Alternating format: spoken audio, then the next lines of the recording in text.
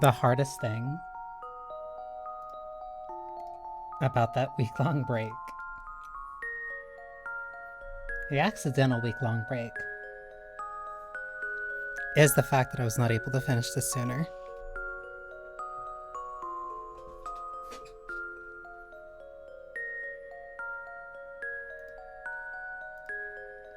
Because this has been on my mind literally since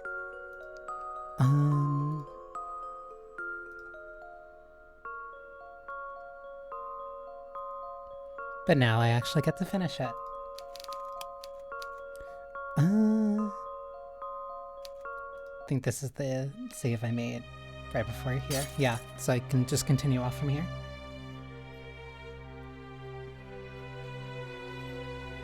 You continue to drift in the darkness. It submerges you like tar, like oil.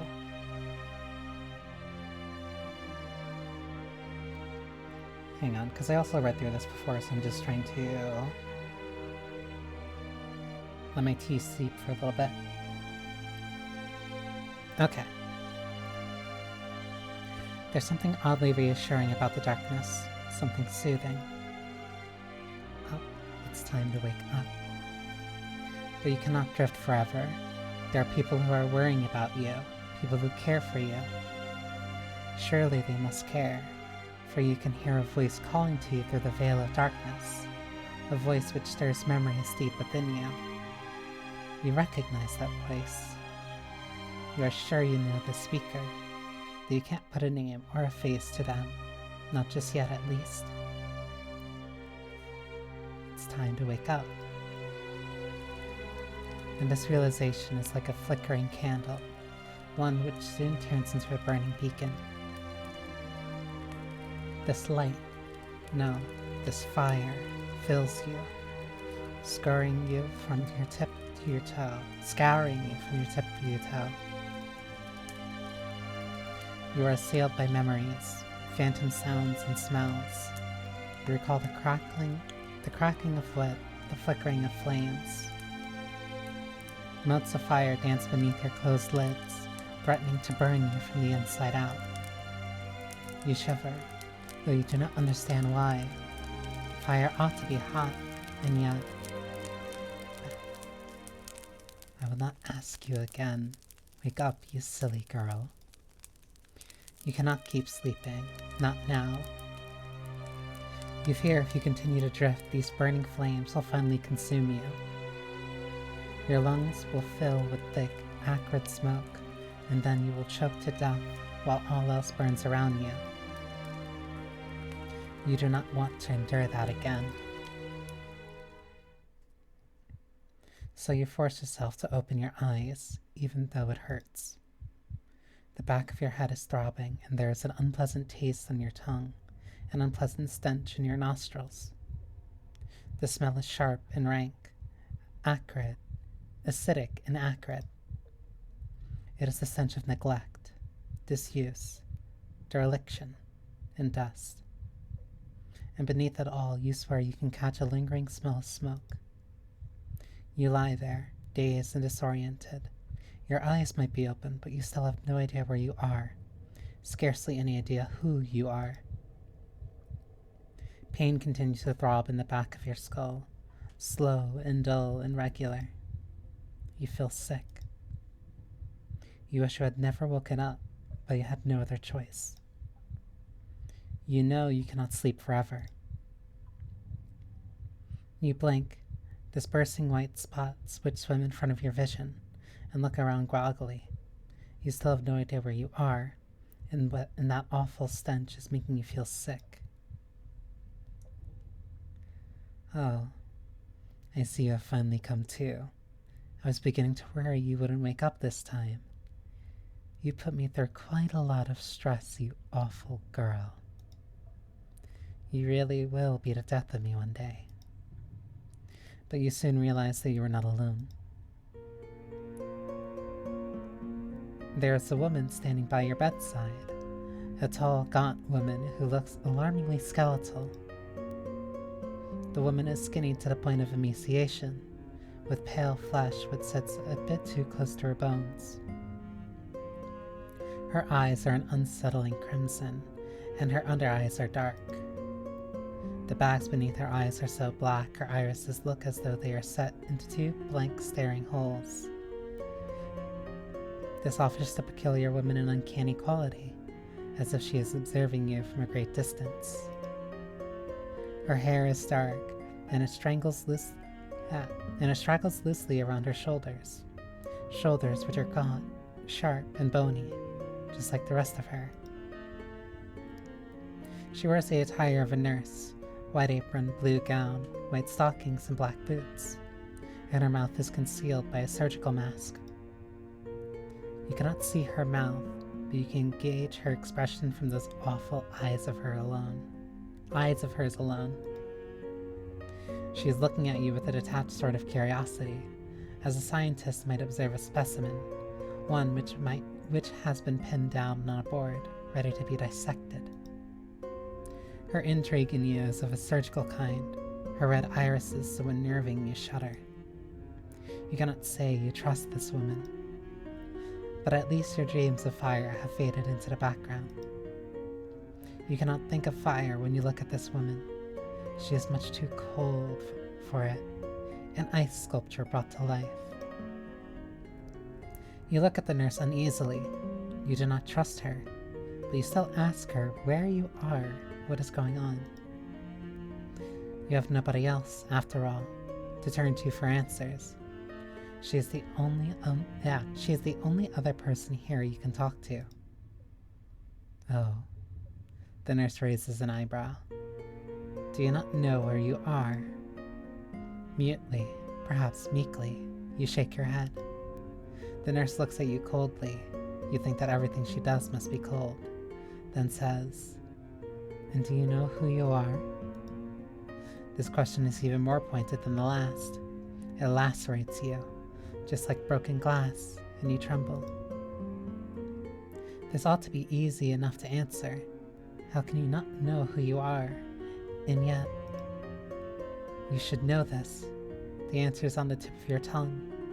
But when you try to grope for it, you are met with nothing save, well, nothingness.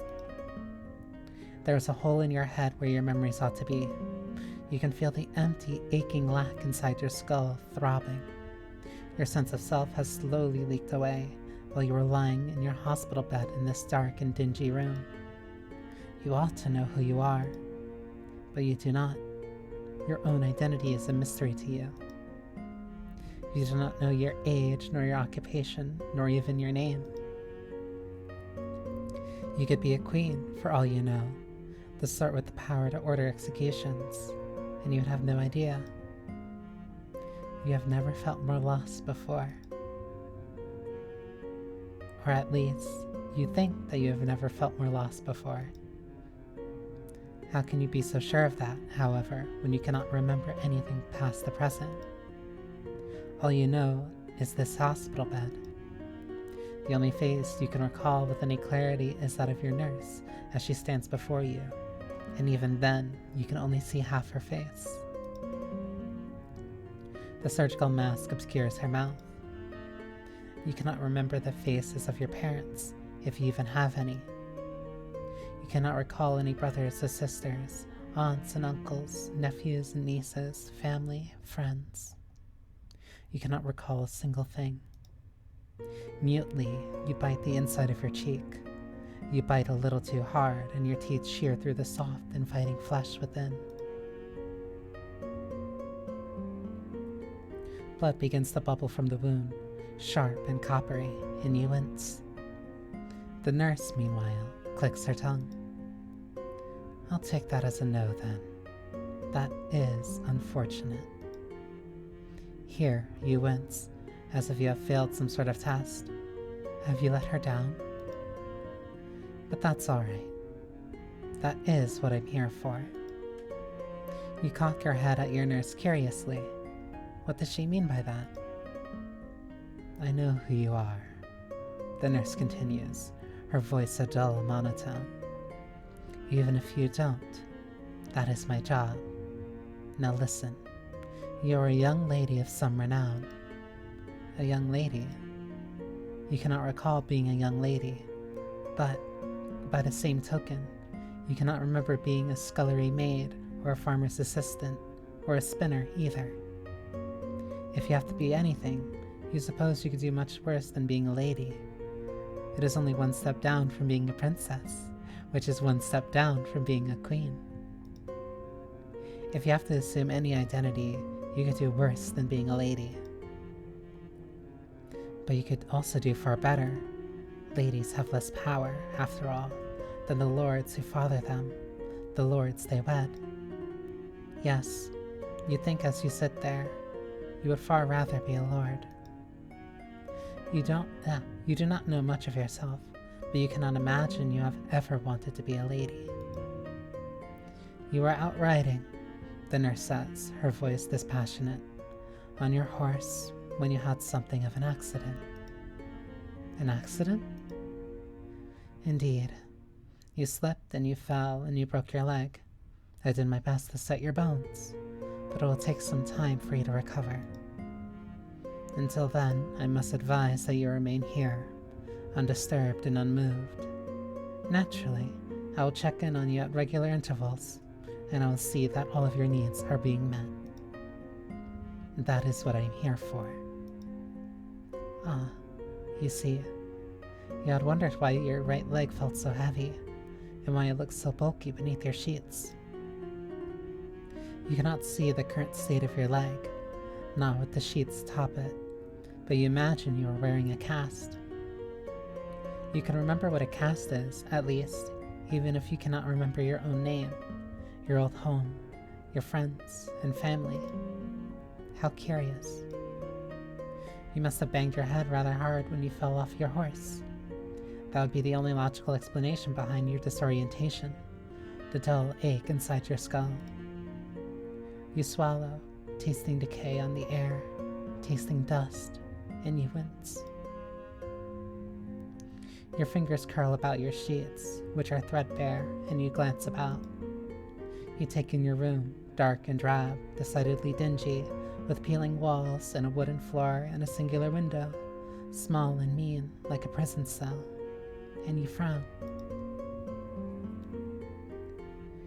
Your nurse says that you are a young lady, but if that is true, why are your surroundings so...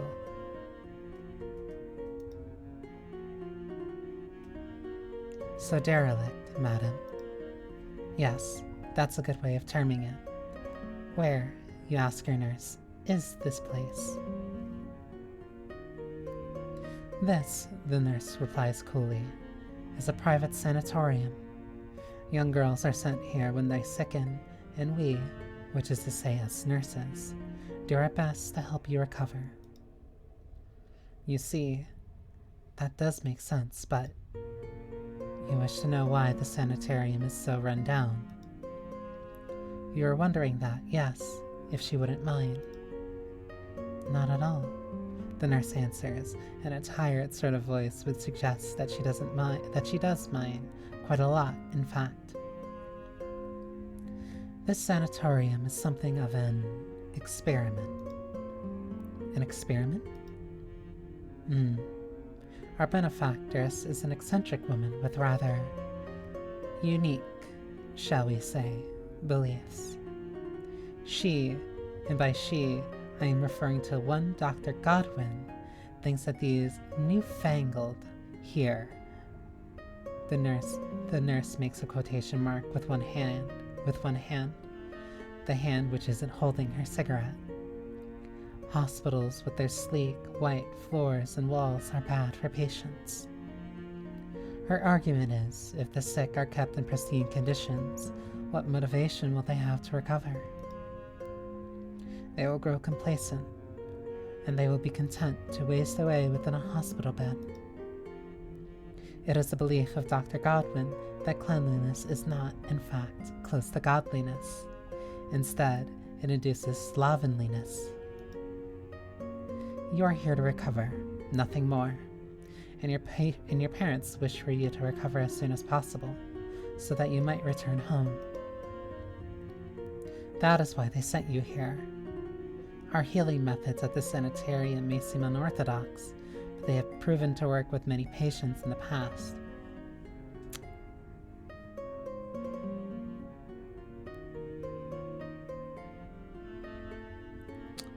So, if our parents sent us to a sanitarium,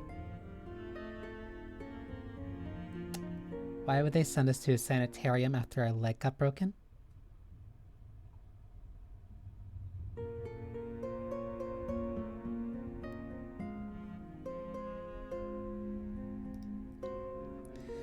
We have helped scores of young ladies recover from various ailments, from the mental to the physical. Our patients are sequestered within their own rooms, and they are given little in the way of stimulation. We seek to bore you so extensively that you will have nothing to divert your attention to save recovery. That's cruel, but okay. There is naught for you to do here, no books nor any games, beyond resting. And there are no unnecessary furnishings which might distract you. These rooms are kept strict and Spartan for your own benefit, and if they are a little run down, well, that only aids us with our goal of recovery. I cannot imagine many girls, especially not young ladies, would wish to stay in a pile like this for very long. The nurse glances about her, her nose wrinkling. He watches her brow furrows. Then she says, "So you must do your best to recover. Get a lot of sleep, and who knows, in time, you may be able to escape from this place." The cigarette pinched in the nurse's left hand, between her two long, alarmingly skinny fingers, burns down slowly as she speaks. You watch the end of her cigarette throughout her little speech. Your iris is affixed to it. You aren't sure why, but you find yourself drawn to it. The end of the cigarette is orange-red, and it smells of ash. A steady plume of grey smoke escapes from it, a plume of smoke which carries with it the unpleasant fume of nicotine. The smell permeates your small room, which looks more like a cell, far more effectively than the weak and frowsy sunlight through your begrimed window. Ooh. The smell seems to infiltrate everything. It settles upon your bedside table, upon your sheets, upon your shoulders. It fills your nostrils, invades your parted lips, and it seems to coat the insides of your own lungs. So you cough. The nurse watches you splutter achingly, unamusedly, and says, "Stop that silliness. You have an issue with your legs, not your lungs. Get your act together."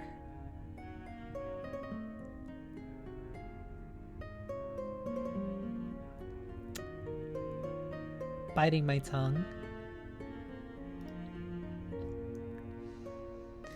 The nurse sounds wholly unsympathetic to your plight, so much so tears begin to bead in your eyes. Or perhaps that is the result of the cigarette smoke.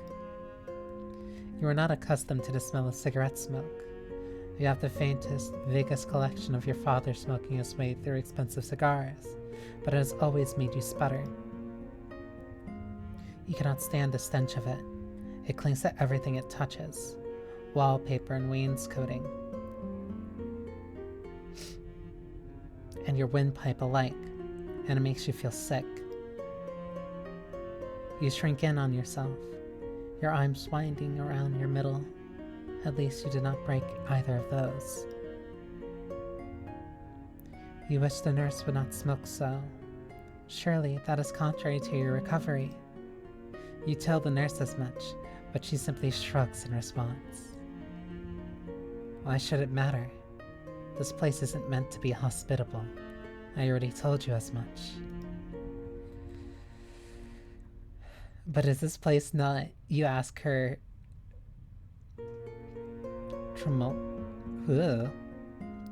tremulously? Tremulously. Also, I've not seen that word. A hospital? No, it isn't. It is a sanatorium. Did you not listen to a word I was saying? You did, of course, but you rather thought that hospitals and sanatoriums were one and the same. Well, that is your mistake, the nurse says waspily. Ooh. Auspiciously. And your own ignorance at play. They are not the same. No? No. We do things differently in a sanatorium, but it is all for your own good. You do better not to question me, else it will impede your recovery.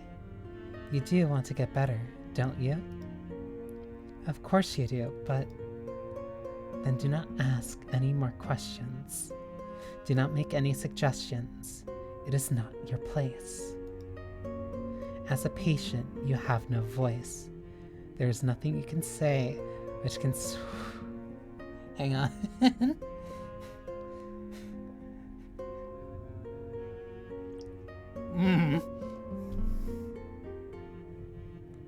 Hang on. She's,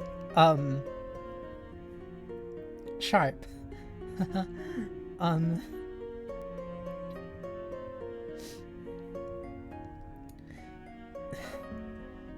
As a patient, you have no voice. There is nothing you can say which can sway me.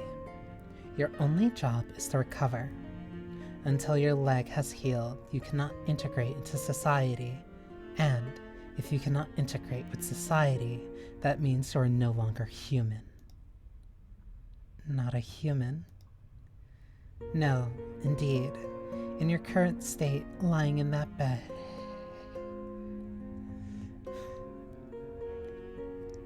Sec, hang on. No, indeed. In your current state, lying in that bed, you are like a rat, or even less than a rat. At least they can scamper. If you were to try to stand up, however, you would soon collapse. Do you want to try that? You note an uncomfortable degree of intrigue in your nurse's eyes, and you shudder. You cannot say that you have much of a desire to try that, no. That is what I thought, your nurse says triumphantly. Now, I believe I have answered enough of your questions. It is high time I left. I do have other patients to tend to, you know. If your nurse treats her other patients the same way that she has been treating you, you feel rather sorry for them. But you know better than to express this sentiment. You might be somewhat impetuous. You get the feeling you have always been something of a chatterbox, unusually so for a young lady, but you are not stupid. You know when it is best to keep your mouth shut. And keeping your mouth closed seems like the most sensible course of action in your nurse's company. If she insists upon smoking all the time, then you would prefer not to breathe in these acrid fumes. She says that her smoking is in the interest of your recovery, but you're tempted to call her bluff on that one. You rather think that your nurse is doing whatever she wants, all in the service of making you squirm.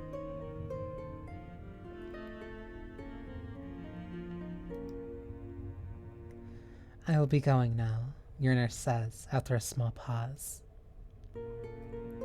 She waits, perhaps hoping you will ask her to tarry a minute, to stay by your side, to think twice about abandoning you, please.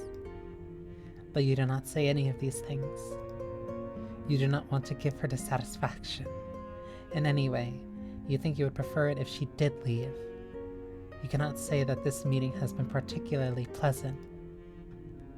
I will see you later, your nurse says stiffly. When she realizes no pleas for clemency are forthcoming, I will be back with your dinner. You need to eat more. You're such a wisp of a thing. It will fortify you. Until then. Your nurse turns. You think that she will depart, taking your cigarette with her and its noxious fumes, but once more she confounds you. She lets her cigarette, now burned down to a stump, fall from her long, elegant fingers.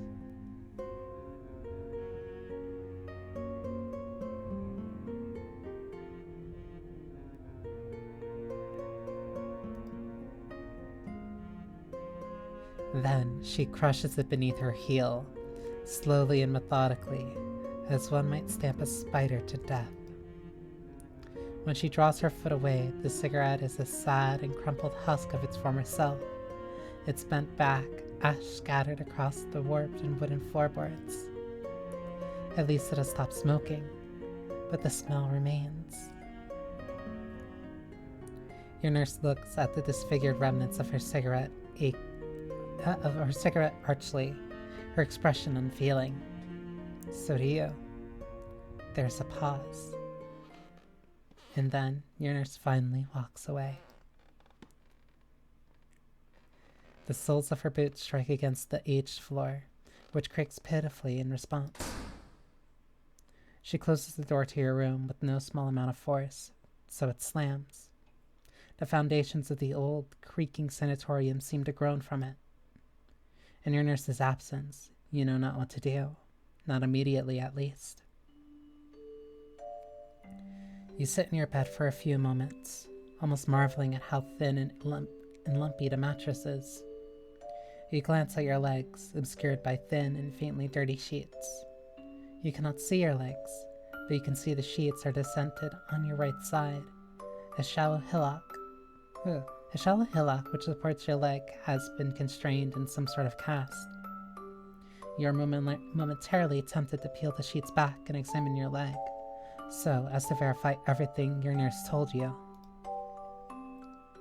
But your fingers freeze in midair, splayed like the legs of a spider. Do you really want to see what sort of state your lower body is in? You must have injured your leg quite severely if your parents saw it fit to send you away to this strange sanatorium. You're unsure whether you want to confront the truth right now. And in any event, your leg scarcely hurts at all. It is your head instead which is pounding, and the lingering scent of nicotine hardly helps.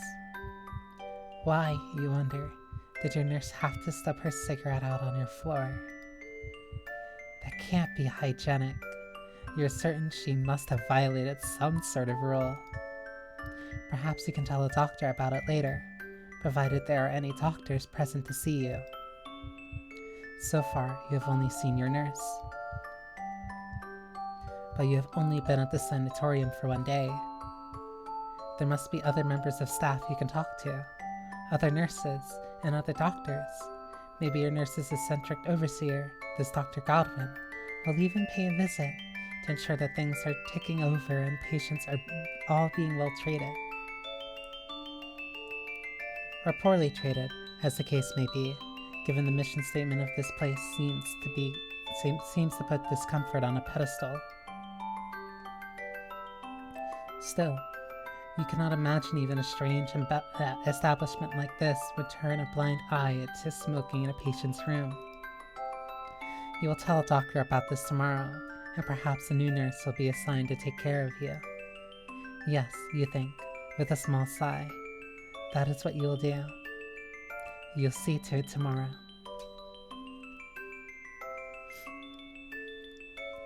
It is still early. The sky outside your filthy bedroom window is a weak, wan blue, but you feel awfully tired. You do not think much of your nurse. In fact, you rather dislike her, but something she said did stay with you. She told you to rest. She said that you wouldn't recover without it, and she might have had a point.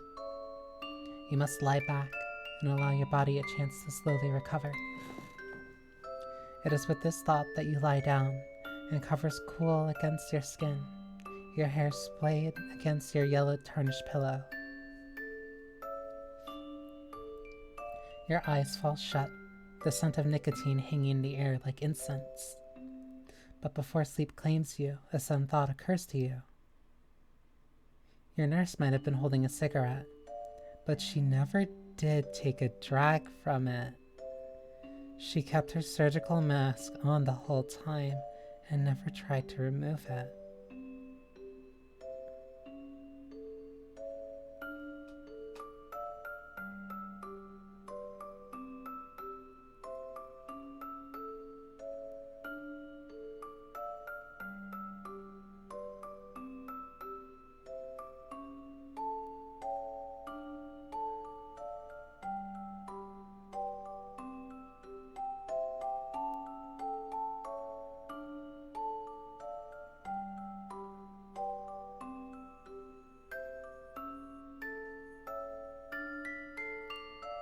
Hmm.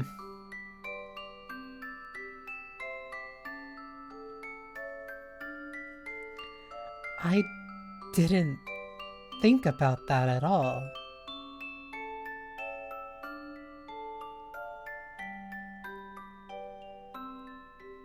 That's...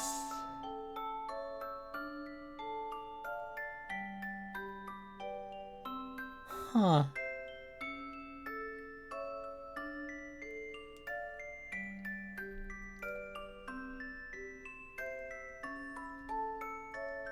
Why is that? You wonder if there's some sort of significance to this peculiar detail, but you haven't the wherewithal to wonder for too much longer. Sleep slowly steals upon you, even more potent than the smell of cigarette smoke. And with a soft sigh, you succumb. Why did she have that cigarette if she didn't smoke from it? You awake early the following morning, to the twittering of so many starlings and the boughs of the trees beyond your bedroom window. You're unsure of how long you slept. You cannot see any clocks in your room, but you feel more well rested than you did the day prior, decidedly more alert. The ache in your head has subsided somewhat, and you feel sharper for it. The unpleasant smell of rot still remains, of course, coupled with a lingering fugue of your nurse's cigarette smoke, but you can bear with it well enough. You might be a lady, though you do not feel much like one, but you are not a little girl. You are stronger than people give you credit for, and you have always been strong-willed. Obstinate, even. Why, your parents were always telling you not to ride Apollo. That is the name of your beloved horse, as often as you did, through the grounds, but you did not listen. Nobody has ever been able to tell you what to do. You have always been a law unto yourself. Your hair loose and streaming around your shoulders, your shoes forever muddy from your foray into the forest.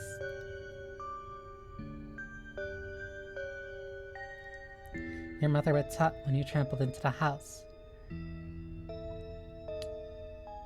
traipsing dirt behind you, and she would ask you what in the world you had been doing, gallivanting off like Lady Godiva? Like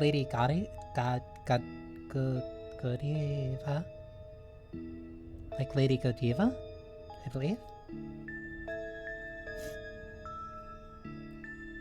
Naturally, you would smile at your mother and tell her not to be silly, that you were nothing like Lady Godiva. You, at least, did not go riding your beloved horse stark naked. Yes, you can remember all of this now. These details about your past life, once forgotten, taken in from your head like a jigsaw puzzle.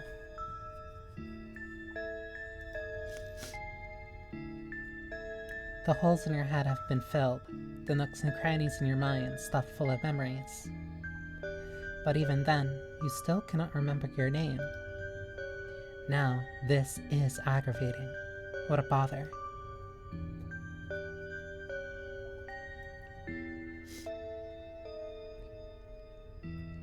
You can remember your mother, a silly, easily startled woman who reminded you of an ostrich, and your father, a red, rotund figure, forever with a cigar in one hand, but you cannot remember you. Your memories are a blur. But you are sure you will recall who you are in due time. You need only wait for it. That is what your nurse told you last night, at least. But you have never been very good at waiting for things. You have always been far too impetuous. You used to drive your poor governess to distraction when you still had one. You made her cry on more than one occasion, and you are certain you put pins inside her shoes several times. My goodness, you really were naughty. It is any wonder that your parents sent you to a sanatorium like this, to recuperate? Doubtless they were hoping it would knock some humility into you. Perhaps this was meant to be a punishment then. Is that why your nurse insisted on smoking around you? You look at the memento your nurse left behind during her last visit. The cigarette, bent back on the ground, and your nose wrinkles. You cannot stand smoking. You think it a dirty habit. Did your father give your nurse permission to do that? You'll have to speak to a doctor about it. Such conduct is unacceptable. Unacceptable. You're sure that you'll see a doctor in due course. So, you're awake already, are you? Good. That saves me the trouble of needing to stir you. But you are grossly disappointed by the woman who wishes you a good morning. It is not a self-important, pompous doctor, and neither is it the eccentric benefactress of this institution, the woman called Dr. Godwin. It is the same nurse who tended to you yesterday. Though tended does not seem like quite the right word, she has a new cigarette. Tended implies a degree of care that your nurse did not offer you. There is absolutely nothing tender about her. She was cold instead, and hard, and it seems like a night's rest has done little to soften the sharp, jagged edges of your caretaker. If anything, the nurse seems even colder than she did yesterday. An immovable pillar of salt whose skin looks alarmingly sallow in the early morning light. You took note of this the day prior, but your nurse's ghoulish appearance is even more pronounced than before. You cannot help but think, as you observe your nurse, that she is rather like the room in which you are convalescing. Your room is in an awful state. The floorboards warped, the wallpaper peeling, and your nurse matches the general malaise to a T. She looks so very derelict herself. You can easily imagine she was born within this room, that she will die within this room. Your nurse is unhealthy, eerily pale, just like a corpse. Her skin is paper white, which makes the bags under her eyes stand out all the more than they otherwise would, deep and dark, like twin bruises. She looks very disheveled. She looks so very disheveled you almost feel sorry for her. Or at least you would if her unnerving appearance did not send a shiver down your spine. You shrink away from your nurse when she enters your room, a rejection which she, of course, notices. She does not seem especially perturbed by your body language, however. She simply scoffs, and then says, "So much for being a lady. That's not very polite." Crisply, you tell the nurse that you've never cared overly much about manners, and you never wanted to be a lady either. You have always found your title uncomfortably restraining. Well, I didn't much wish to be born in abject poverty, the nurse says archly. Yet, this was still my lot in life, and I had to make the most of it. We can't always have what we want. Of course, you're well aware of that. You are not a child. You do not wish to be languishing in this sanitarium with a broken leg, yet here you are. Yes, indeed, here you are. Though I wish you would not use such a melodramatic language. You are hardly languishing. I am taking good care of you, though heaven knows I don't get paid enough for it. Why, I don't get paid at all. I'm doing this solely out of the goodness of my own heart, if you can believe that. She is right to be skeptical.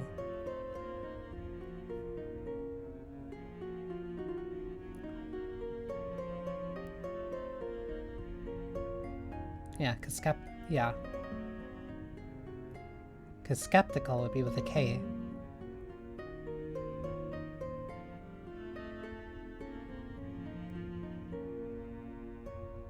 Um, you cannot believe it. Your nurse is so dried out and and desiccated. You find it hard to imagine a creature like her has a heart at all. A creature like me, eh? Your nurse echoes. There's a pause, and then, oh well, suit yourself.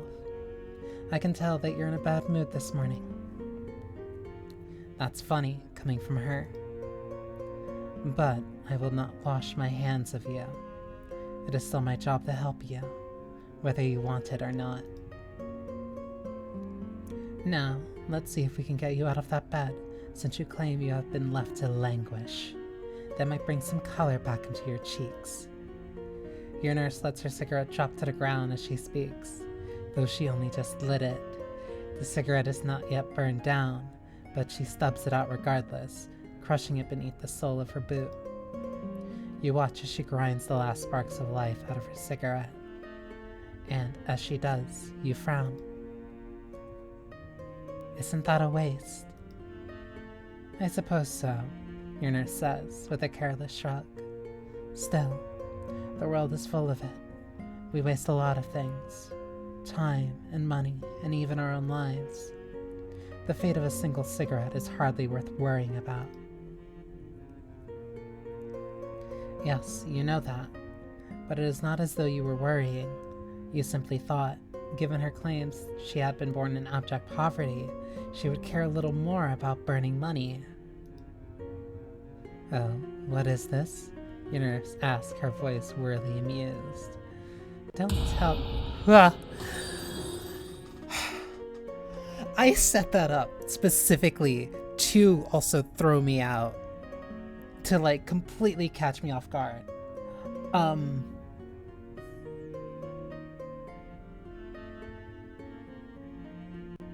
That worked. Thank you. Yes, I will drink some water.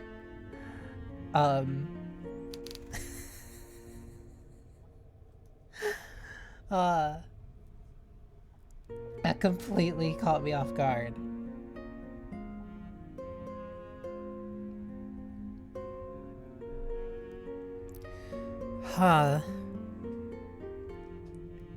And not a sore throat. At least not, hopefully. Hopefully I won't get a sore throat. Though I did kind of keep in mind that this would be a lot of reading, because I don't really know how much is gonna left for this. But thank you. I completely forgot. I changed that donation to being the tremor burst.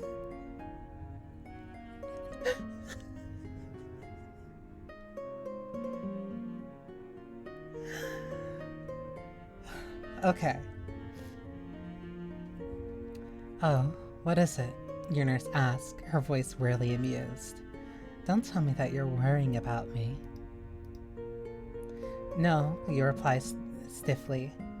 You won't tell her that. Why would you? When it would be a lie. Thank you, MK. You were simply making an observation. Ah, I see how it is. Your nurse says coldly.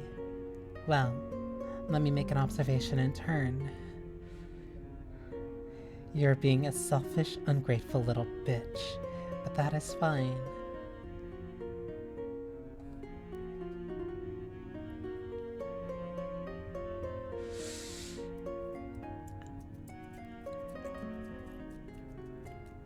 I'm holding it together. I'm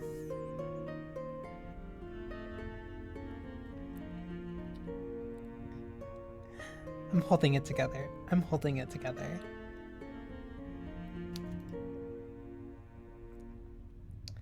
I am accustomed to dealing with difficult patients. It is all part of the job. Now, come here.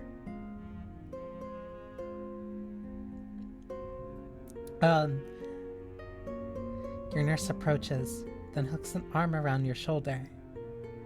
You shudder at her sudden, unexpected closeness and try to pull away, but you're unable to get very far.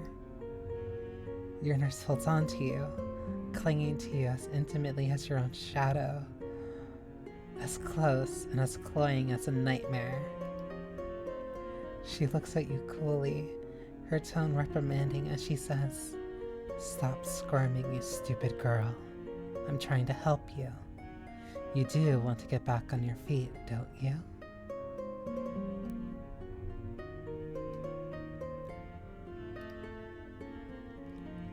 "Well, of course you do, but you resent being called a stupid girl."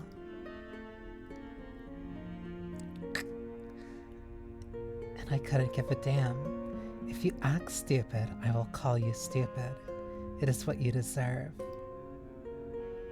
"No, you want to tell your nurse. The stupid part isn't what really makes you uncomfortable, though you suppose it is mildly irritating. It is being called a girl which really chafes at you. You cannot explain why, exactly, but the word does not sit right with you. It makes you feel smaller than you are, and insignificant, though you feel plenty small and insignificant as it is, with your nurse trying to help you stand."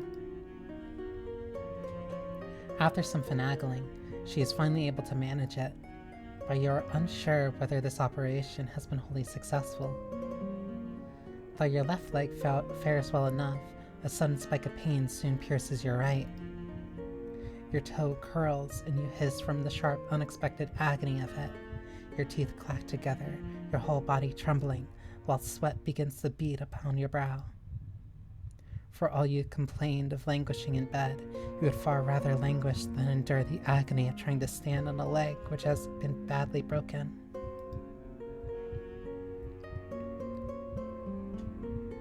It hurts a lot, so much the word hurt seems almost inappropriate. The word is not big enough. There are not enough syllables. It cannot hope to communicate even a tenth of your current suffering.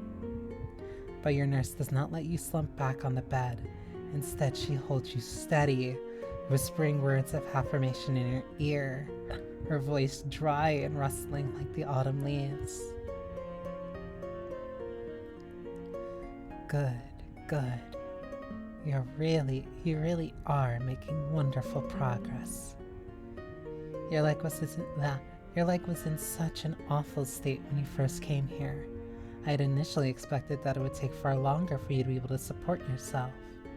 One does not like to dwell too much on the macabre.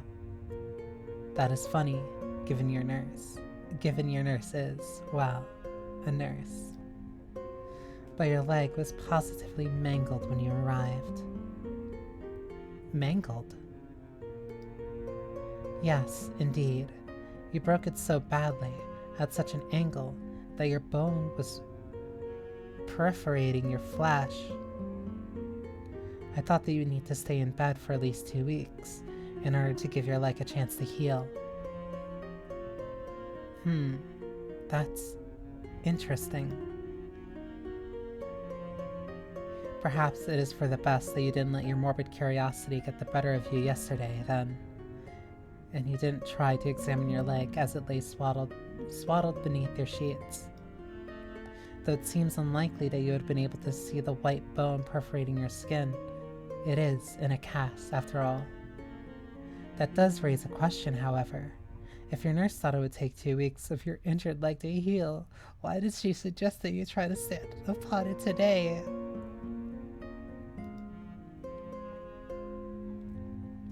That almost seems to run contrary to your recovery, unless she was hoping to make things even worse. Of course I wasn't. I just wanted to see whether you could bear your weight upon it. You have been in the sanitarium for several days now. Several days? That's strange. You recall waking only yesterday, unless you have been here for longer than that? Well done, your nurse remarks dryly. Yes, you are correct in your assumption. You have been here for much longer than you think, but you are unconscious from the pain. That, and the medication I have been administering you. You only woke up yesterday. Yesterday, That makes sense, you suppose. But if you have been here for much longer than you think, that raises yet another question. How long have you been here? Long enough for you to be able to stand, obviously. Though I doubt you would be able to stand unaided. You'll probably need to lean on me for the time being. I'm sure that must frustrate you, given how stubborn you are. She knows you well. Perhaps too well. When did she have an opportunity to glean so much information about you? But try not to pay it too much heed. As your nurse, it is my job to support you. You may lean on me as much as you would like. Though, that being said, my shoulders begin to feel somewhat numb. Perhaps I ought to set you back down, or else I might end up in a hospital bed next. Your nurse's voice is cool, but you sense something pointed in her tone. Is she teasing you? You bristle against the nurse's insinuations. How could her shoulder be getting numb already? You don't weigh that much. But you do think, begrudgingly, that she may have a point. Your broken leg is throbbing uncomfortably. You can stand, but not without spikes of pain going through the right side of your body, shooting up from your soul like lightning. You wonder whether this is how the poor, unfortunate mermaid felt in that fairy tale. Was she not condemned to a cruel fate, of feeling every single footstep on the land like a knife driven in her unprotected soul? You feel somewhat similar, so much so it is almost enough to make you wonder whether you have always been a human yourself. You feel so clumsy on your feet, even with the nurse there to steady you. It does not seem too far-fetched to imagine you might once have been a mermaid. You cannot remember whether you can swim or not, but you do have memories of floating in a large lake in your parents' garden.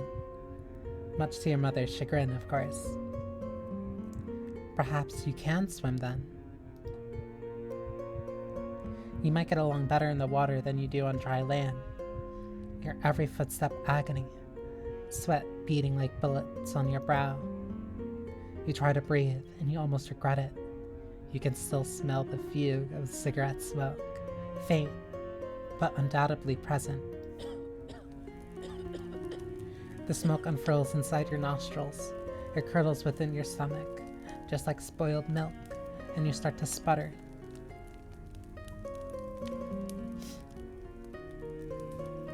Your eyes squeeze shut, tears beating in the corners of your eyes.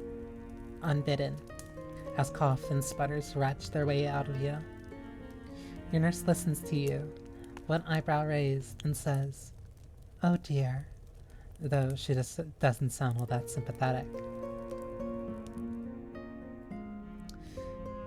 She clicks her tongue, then says, "Let's sit you down. I think you've had quite enough excitement for one day." Part of you wants to argue with your nurse, but you don't have the energy for that. You know, though you wish you didn't, that she's right. Why bother being difficult? You let your nurse lie you back on your bed, which is narrow as a coffin, the sheets thin and uncomfortably stained. Your nurse tucks you in, and then says, "That was plenty of progress for one day. We can resume tomorrow. You seem quite hard-headed, and girls like you are always the first to get better. I have faith in you. Or perhaps I should say, I have faith in that nasty, self-preserving personality of yours." Nasty and self-serving? That doesn't sound like the sort of thing a nurse should say. It isn't very professional. You tell your nurse as much. You might feel weary, but you have just enough wherewithal to try and argue against her diagnosis, and she smiles in response. Or at least, you think she does. It's hard to tell, given she is still wearing that surgical mask. Above that obstructive strip of fabric, however, you think you see your nurse's red eyes soften, albeit slightly. It was meant to be a compliment, I assure you. Was it now? It's a strange sort of compliment. A backhanded one, some might say. Why, of course. It takes one to know one, after all. and I have always preferred nasty, self-serving girls over ones who simper. They are much more amusing to tease and torment.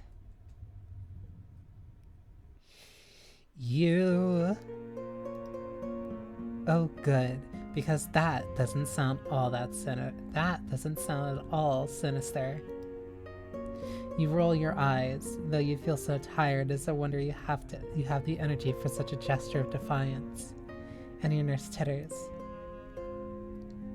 You still cannot see her face, but you're sure of what expression she is making now beneath her mask. She must be smiling.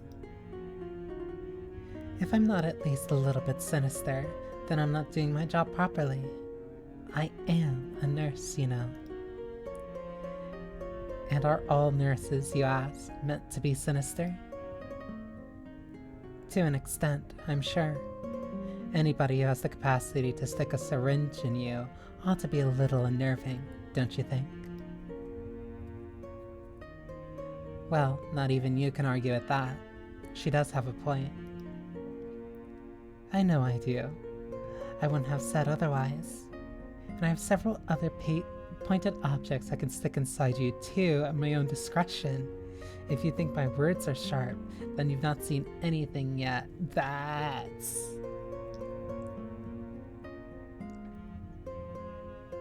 That's very horny. Tiredly, you tell your nurse that you do not disbelieve her, but you have no real desire to be stuck through with anything sharp. You just want to go to sleep. Well, that is your prerogative. I will see you later, my little patient. Do your best to get better, is what I should say, your nurse says, her eyes half-lidded. However, if you were to remain here a little while longer... Yes, what if you were to remain? Never mind, your nurse replies, after an ominous pause. Good night. You do not bother to tell your nurse that it is not nighttime, that it is still light outdoors. There's no point to it. Time seems to lose all meaning in the sanatorium. It passes by too slowly at times, and too quickly at others. It fits and starts, which leave you feeling nauseous. Or perhaps that is simply the ever-present fugue of cigarette smoke. You do not think that it is nighttime at least, but you cannot say for sure. The window of your room is so covered in grime it is hard to tell when the sun sits in the sky, or whether the sun sits in the sky at all. Your room is cast in a constant shade of grey, no matter the hour. A gloomy pall which makes you feel rather like you are ever-present attendant at a funeral. The only question is, whose funeral is it? Whose funeral is that? Question is, whose funeral is this? Yours? The nurse leaves with a customary creak of the floorboards. A thud of the door. You spy her lighting up another cigarette before she leaves, and the smoke trails along behind her like a shroud. She departs with red and orange sparks, just like a witch, the unpleasant smell of nicotine lingering in the air. Then there is nothing.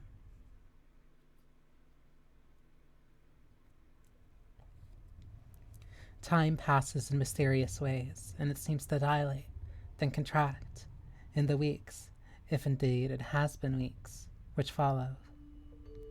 Your time is unfixed, as is your place in the world.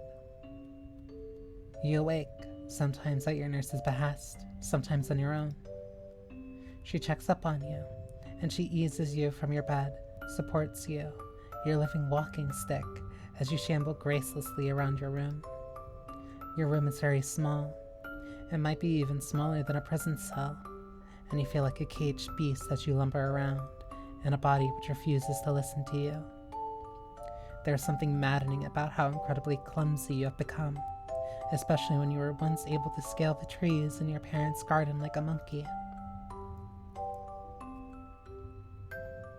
In the past, you never would have had an issue walking a circuit around a cell like this.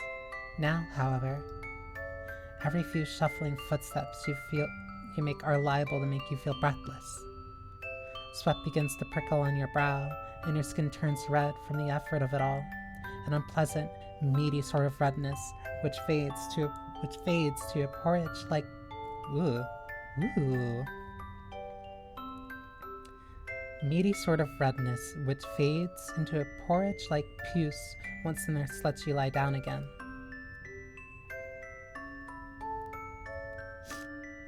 For weeks, has it been weeks? You struggle on like this, waging war against your own body.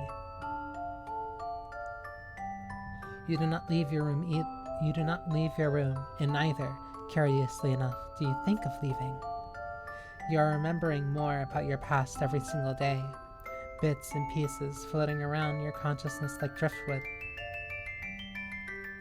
You remember your servants and how you used to goad them into playing games with you, especially the stable boy, who could not resist the chance to prove himself your superior when it came to scaling trees. You remember your former governess, and how you would drive her into fits by pretending supreme ignorance, cocking your head and saying, "What? What? What?" when she asked you to recite your French verbs.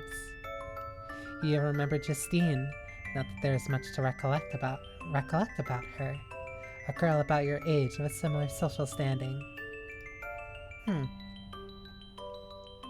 You visited her only a few times, but she still made an impression, if only because of how startlingly insipid she was. You remember vowing, with a sort of fervency, that you would never become a lady like that, when so reliant upon your maids who could hardly dress yourself. You are recalling a lot, but despite all of your progress, you still cannot recall your own name. It is maddening, this ignorance about who you are which dogs you still. Yet, you do not allow yourself to succumb to despair. You will get better. You have to. Then you will return home, walking on both your legs, and you will confront your parents. You'll snap at them, even if it is unladylike, and you'll ask them what they were thinking. Why did they send you to this sanatorium of all places? Surely they could have afforded something better. It is an affront, an insult, and your nurse will not stop lighting cigarettes in your presence, though she never smokes them. What in the world is wrong with her? You wonder this from time to time, more, even, than you wonder who you are, but you are unsure whether you want to know the answer. You have the uncomfortable feeling that there is something strange about your nurse, some great secret she is hiding from you, beneath her red eyes and her surgical mask. But you do not probe. You do not have the energy to ponder another secrets, not when your own name remains a mystery to you. The days pass you by regardless, as they always do, and, though you are frustrated at your slow progress, at least you are making progress. That is something to be celebrated, at least.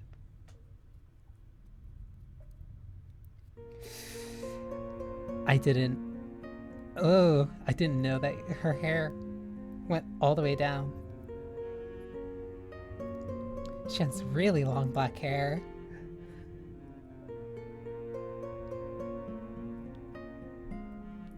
Which might be a very slight personal bias on my end. Aside from her just calling you a very stupid, insipid, self-serving girl.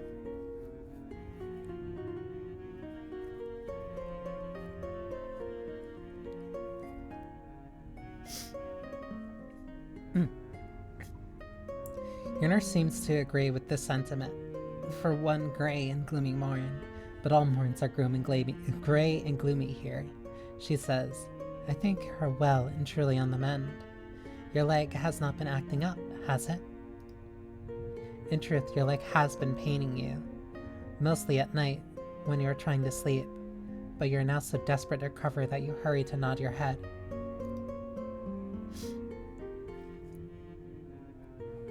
That is what I thought. It seems your condition has stabilized somewhat after our strength training, so perhaps, I will see fit to give you a reward. What sort of reward? I thought that we might go for a turn in the garden. How does that sound? You stare at your nurse, your eyes wide and eager.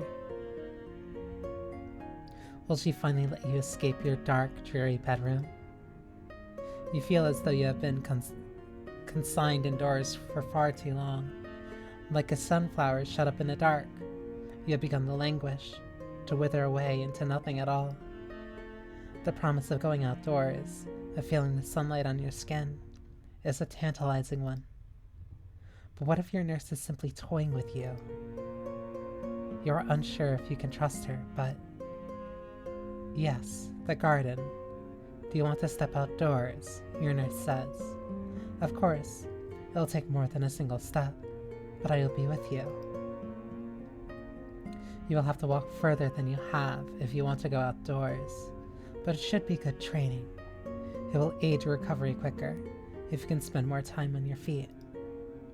Though, of course, if you think it would be too much strain, you can always refuse. Your nurse raises a brow as she speaks. You cannot see her lips. The lower half of her face is, as always, obscured, but you're certain she is smiling. No, smirking at you. You know your nurse is mocking you, and it is this which prompts you into action. You force yourself up and out of your bed, though you almost stumble into the process, and tell her, of course, you will be going into the garden. You are sick and tired of being shut up indoors.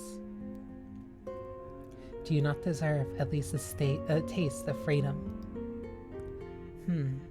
How feisty, your nurse says, one eyebrow still raised. What you deserve has yet to be seen. But, if you ask me, only good girls who work hard are worthy of rewards. Such as going into the garden? Yes, you understand. Now, are you coming? Of course you are. That was never in question. Very well, come along. And do take care when you walk through the hallway. The floor is rotten, and there are a few holes. I would not want you to fall through the foundations of the building. Holes? Surely that can't be safe.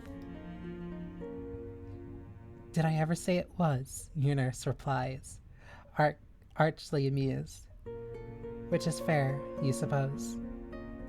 Your nurse might not have the best bedside manner, but she has yet to tell you any outrageous lies. Not any that you recognize, at least.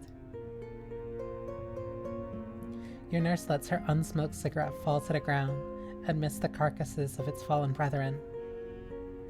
Then she grinds it beneath her heel. She inclines her head and proffers you her arm. Just as a gallant might. Shall we be off? She does not need to ask you twice. You take your nurse's arm, though you feel somewhat abashed at having to rely on her so much. Then let her lead you into the hallway.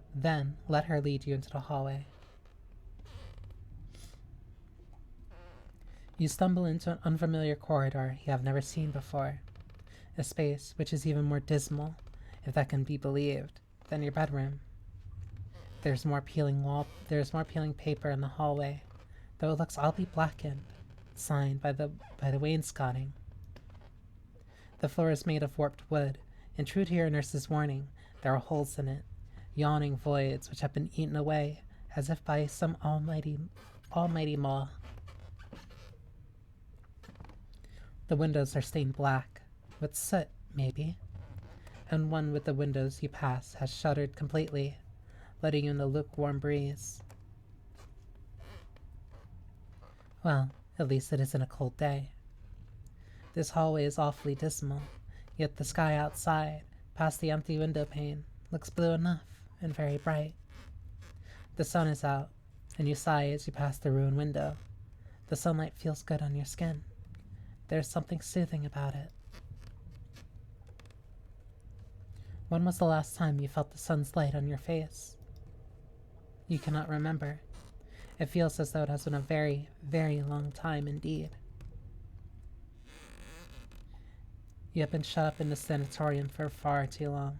For too long. But, by the same token, it feels like you have been here for hardly any time at all. Time is playing tricks on you again.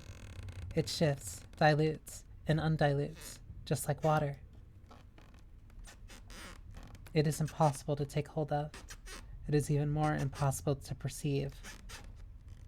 You cannot see what form time takes, how many days it has stolen from you. But you can feel your nurse's supportive arm about your shoulder, and this helps ground you. You lean against her heavily as you walk, taking care to avoid the gaping holes in the wooden floor. You step over them gingerly, and, as you do, a sudden burst of pain knives through your right leg. You wince, though you wish you wouldn't. You don't want the nurse to pity you, and the nurse stills. She looks at you, then says, "Are you all right?" Naturally, you nod your head. You are fine. Are you sure? I fear this might be too taxing on your body. Are you sure you can keep going? You tell the nurse you will be fine. She doesn't need to worry. You want to go to the garden, and you are sure you can endure it. Nobody knows your own body better than you. Really now? How strange. I thought that knowing your body was my job. But if you are so sure... Yes, you tell her forcefully. You are sure. You're fine. Didn't she herself say that you were nasty and self-serving, was it? Yes, that's right. I did say that, didn't I? Yes, you did. Well, you can add stubborn to the list, you tell her, because you aren't one to give up, not so easily. You have already taken so many steps out of your room, you can't turn back now. Otherwise, what would be the point of all this? Yes, I see what you mean, your nurse says. I would not wish to rob you of your job well done. So, rob you of a job well done. So, all right, let us keep going. Relief floods you, clear and cool. The moment these words leave your nurse's mouth, you feel so thrilled. You could very well kiss her. Not that you would, of course. You are not that desperate. That is what you tell yourself, at least. Yet you cannot suppress your grasp of joy when you finally reach your destination. Hate her so much that you want to kiss her. Totally normal things.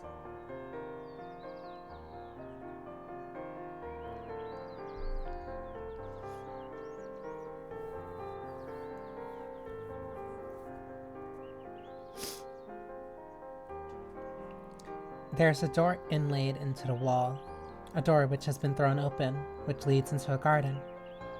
The garden is a green and... it says... Trying not to sneeze again. I don't know why. It has been so hard. Because I've never been... There's not even like, there's like pollen or anything. I don't know why my nose has just been like this.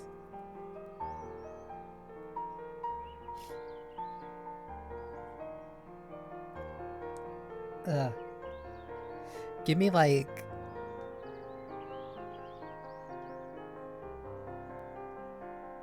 2 minutes, like 2 to 3 minutes, because I need to deal with this or else this is gonna like completely annoy me. So give me like 2-3 minutes. Ugh.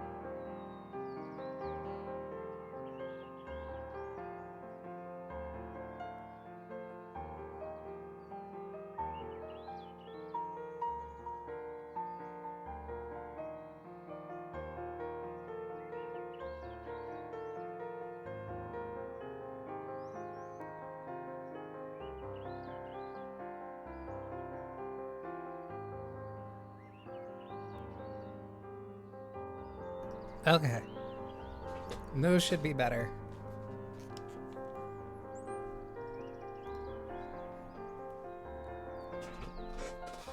I don't know what it is. I don't know why I've been like sneezing so bad recently.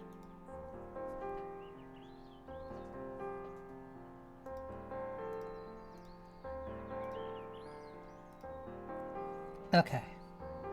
The garden is as green and grassy as you have as any you have dreamt, perhaps to an excessive degree. There's too much grass in this garden, so much it juts out at all angles, all the way past your ankles. The grass is in dire need of a trim, and the hedgerows are all overgrown. And the hedgerows. There's an old fountain in this garden, but it no longer runs. The stone basin of the fountain is filled with weeds, positively choked with them. There's a plinth in the middle of this fountain upon which a half-naked Grecian woman stands, blue-white linen sprouting between her sandaled toes.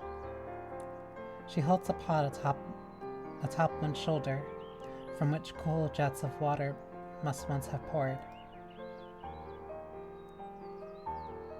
The statue is dry as bone now, however, and the Grecian lady is not faring well. She is missing half of her head. There is something dismal about this courtyard, something decidedly tragic. The garden is hemmed in on one side by the crumbling red brick walls of a sanatorium, and it is littered with detritus. Loose tiles fallen from the roof, and trees toppled in thunderstorms, and what might very well be the missing half of the Grecian lady's head. As far as gardens go, it is something of a disappointment, though you have the faint feeling that you recognize this place. There is something familiar about the shape of the fountain, about the overgrown fig trees, about the cluster of what you assume were once roses, which are now more thorn than flower. You are sure you have seen this garden before, not as overgrown, overrun, tangle of stinging needles and other miscellanea which might trip you, but in its glory days, when the hedges were neat and the flowers well cared for. There is something familiar about it.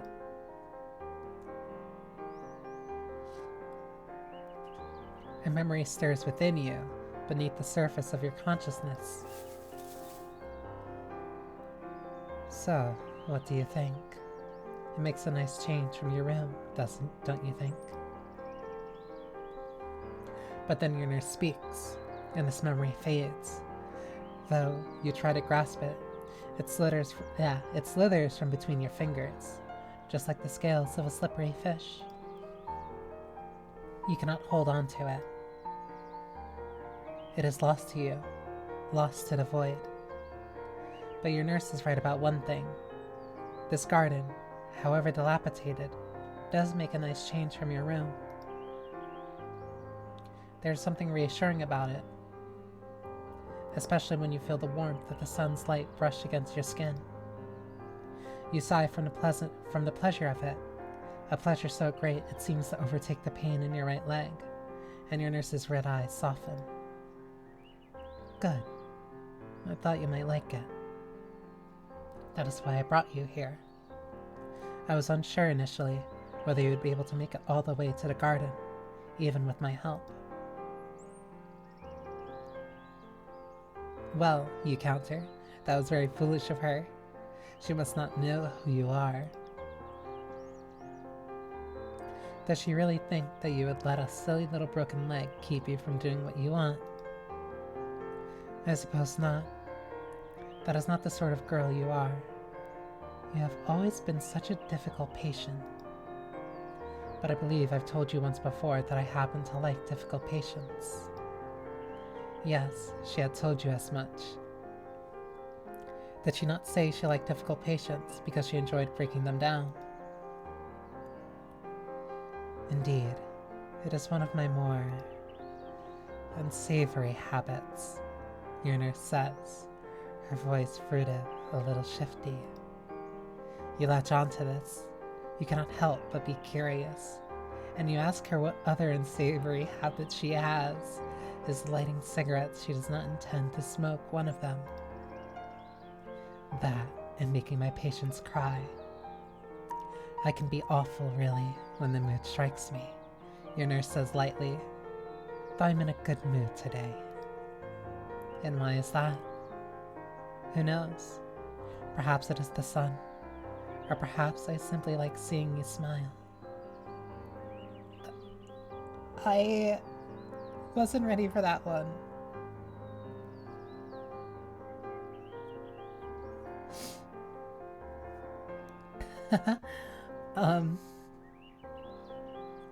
Okay. Here, you scoff. You think that sounds supremely unlikely, given all her talk about how she likes tormenting others.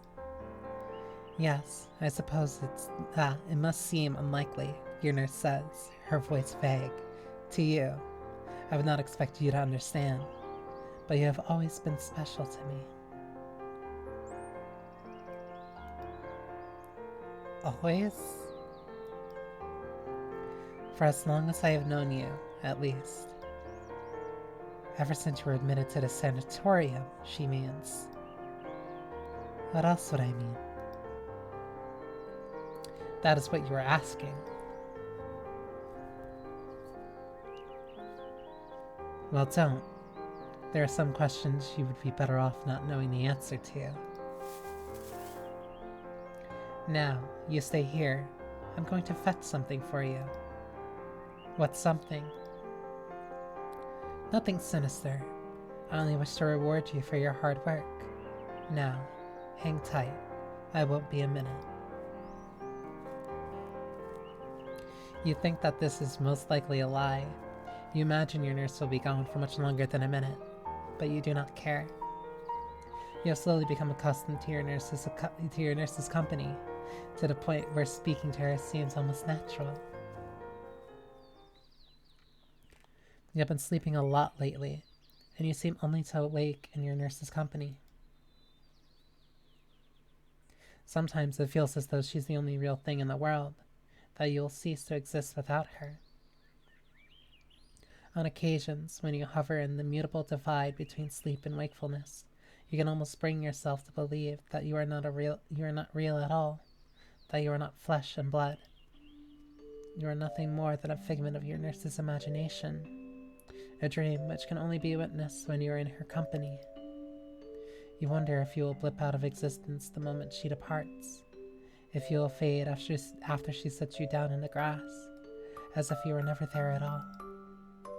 But this is nothing more than an idle musing. Your nurse leaves you amongst the tall grass and the growths, and you do not disappear. You remain as corporeal as ever, hard and firm, just like the Grecian lady missing half of her head. So, you are not a hallucination after all, but of course, you already knew that. If you are a hallucination, would you have the cognitive ability to wonder whether you were a hallucination in the first place? You are much too advanced to be a hallucination.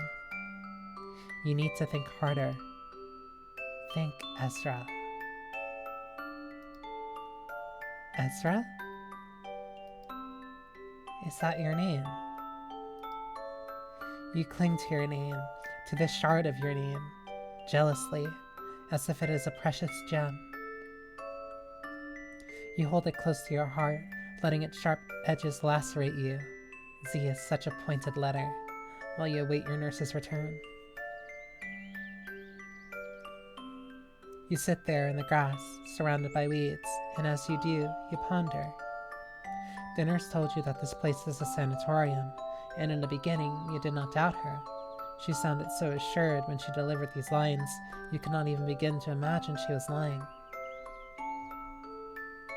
You did not see any patients as your nurse led you through the hallway. You did not see any doctors either, the doctors that you initially wished to complain to about medical malpractice. You haven't seen any other nurses. You haven't seen any other staff at all. Even if the sanatorium is running on a skeleton crew, you would expect that there to be a few servants at the very least, gardeners to trim the grass in a courtyard, and handymen to repair the broken windows in a hallway. Can this really be a real medical establishment given the state it is in? Why, the hallway was riddled with holes, and there, in the roof, overhead, you can see yet more holes, tiles dislodged from the roof, which have shattered into pieces on the unforgiving ground below. Something isn't right here. Maybe there has never been anything right here. You are fast beginning to doubt that this is a real sanatorium. But if this is not a sanatorium, then who is your nurse? What relation is she to you, and what does she want from you? You are busy pondering this when your nurse returns, the lower half of her face still obscured by her mask. In one hand, she holds a hamper. There's a blanket slung over it. In one hand, she holds a hamper, and there's a blanket slung over her arm. A soft checkered thing, black and white like a giant chessboard. Your nurse arranges this blanket on the ground, amidst all of the tall grass and the stinging nettles.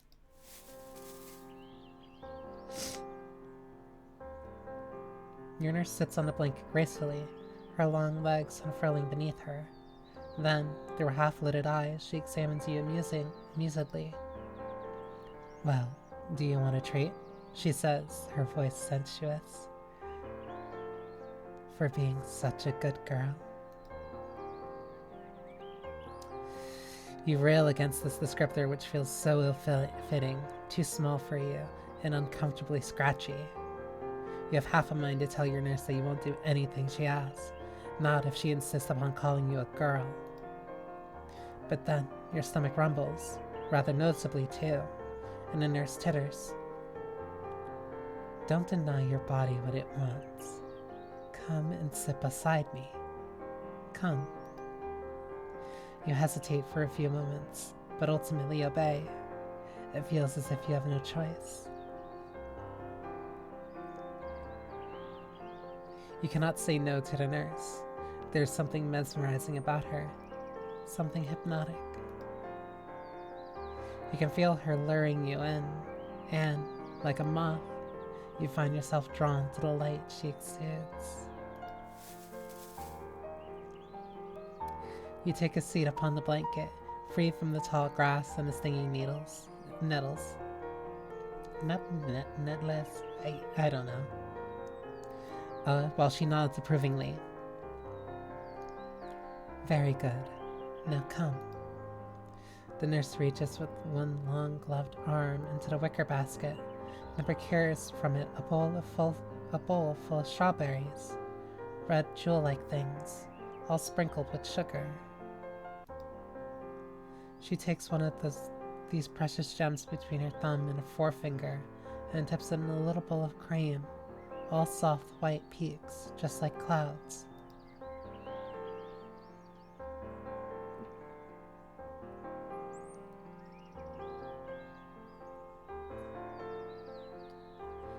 Then she holds the strawberry out to you.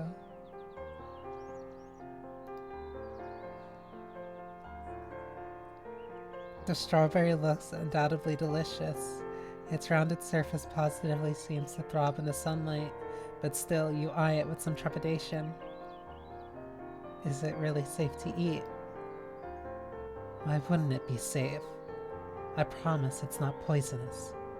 Why would I wish to harm you when you are my own patient? You are not so sure about that. You cannot say, but you also don't know why she insists upon lighting her cigarette in your company. Oh, that, your nurse says, with a careless shake of her gloved hand. Don't be so precious. It isn't like you. And anyway, a bit of smoke never hurt anybody.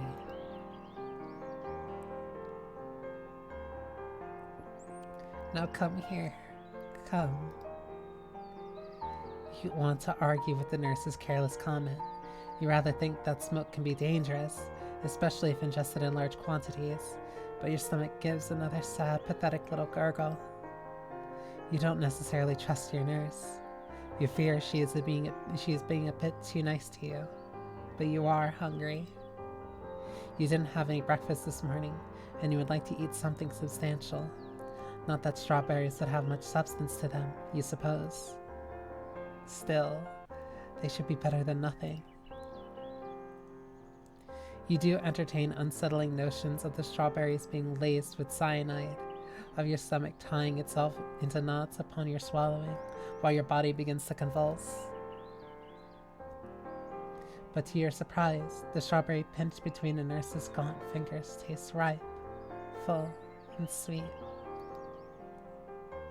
The peaks of white cream which daub it only serve to enhance the flavor, as does the sugar sprinkled atop it. It might not be so bad after all. See, your nurse says, sounding triumphant once you swallow. What did I tell you? There's nothing wrong with these strawberries. Now come on, dear. Eat up. There are plenty more where they came from, and I even have a bit of quiche and some elderflower wine. I think it should go down rather nicely after you have been consuming all of this hospital food. Your recovery has been going so well, you deserve to celebrate it. You have worked hard for this, so savor it.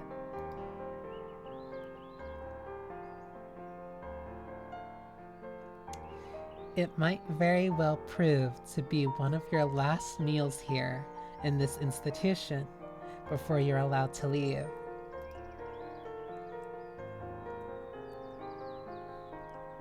A last meal, That sounds awfully ominous. Does this make this sort of a last supper then? Judiciary.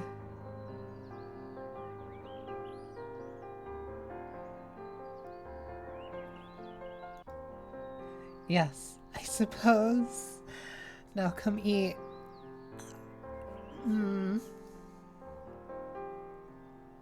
You oblige, now that you know that strawberry wasn't drizzled with something suspect. Your nurse takes another jewel-like strawberry between her fingers, blood red against her white gloves, and holds it aloft. Here you go. Say ah. You oblige, feeling a touch silly as you do, a touch self-conscious. The faintest of blushes spreads across your cheeks as you take the strawberry into your mouth. You feel your nurse's gloved fingers brushing against your lips, and you shudder from it. There is something almost uncomfortably intimate about her touch. You're unsure why exactly, but it sends a small thrill down your spine, a sudden spike of sensation which should not be there. You have no fond feelings towards your nurse. In fact, you find her rather disagreeable, but it feels hard to hate her when she is being like this. It feels almost as if her marble hardness during your earlier checkups was all an act, as though she was presenting herself as an aloof, stoic figure to hide her true feelings. What are her feelings, however? Does she really care for you? It is hard to tell. Her surgical mask obscures so much of her face. You cannot see what her lips are doing, whether they are quirking upwards into a smile, or else if they are pursed together in distaste. But you get the feeling, as your nurse continues to indulge you, that she is enjoying the quiet, intimate moment even more than you are. You continue to eat, the breeze stirring your hair, the hem of your nightgown, until your nurse stops. She sets the hamper aside, and smiling with her eyes, she says, "That should be the last of the food. The strawberries and the quiche. You ate quite heartily, too, not leaving a single crumb."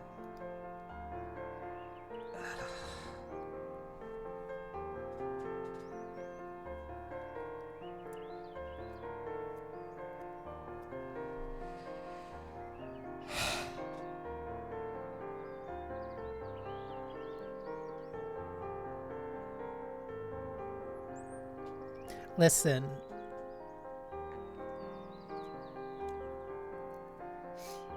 This isn't fair. This isn't fair.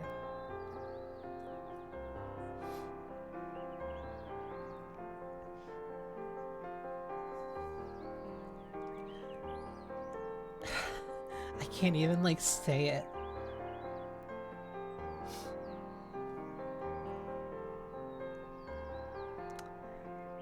I'm very proud of you. You've become so obedient. I worried you might spit it all back out just to spite me. Yet you've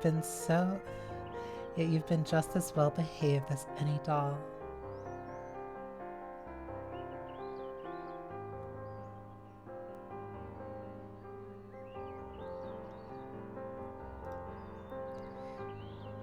Now, did you enjoy that treat, dear one?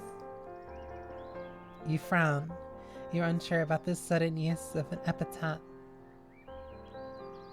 but you cannot bring yourself to wholly hate it. Something within you flutters, like the wings of a butterfly. Abashed by your nurse's sweet sentiments, you glance to one side. You feel a flush spread across your cheeks, though you wish you would not. There's something embarrassing about it, something almost infantilizing. You feel demeaned by your own body, irate that it refuses to listen to you. But even then, you cannot deny that you appreciate your nurse's company.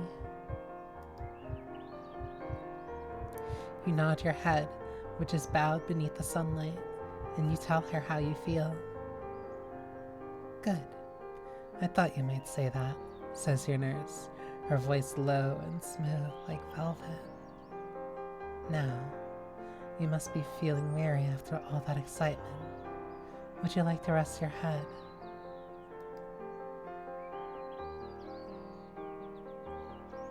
Don't do this to me. Don't do this to me.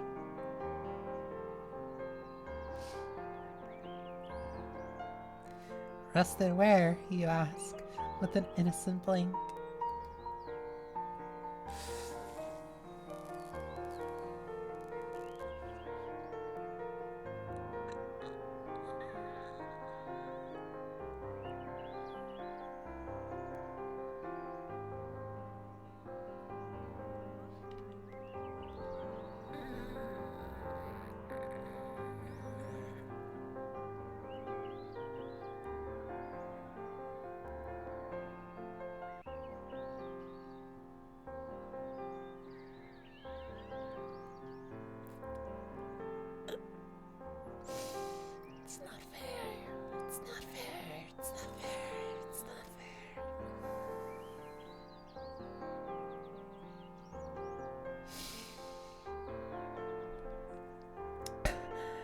Where do you think?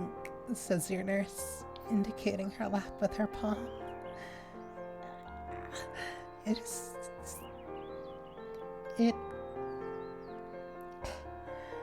is open for you, if you so desire. You eye the nurse's lap with some trepidation, as if eyeing a pit full of venomous snakes. Your nurse is very skinny, her body almost eerily devoid of excess fat. She is tall alongside it, and alarmingly bony, so she looks like a skeleton. You cannot imagine that her lap would make for all that comfortable of a pillow. The idea isn't very appealing. But your nurse is right. You do feel tired after all that walking, and you would like to lie down. Your nurse's lap does not seem like the most comfortable pillow, but is preferable to lying your head on the needles, at least. You dither for a few moments, seized by indecisiveness, and your nurse, seeing this, smiles.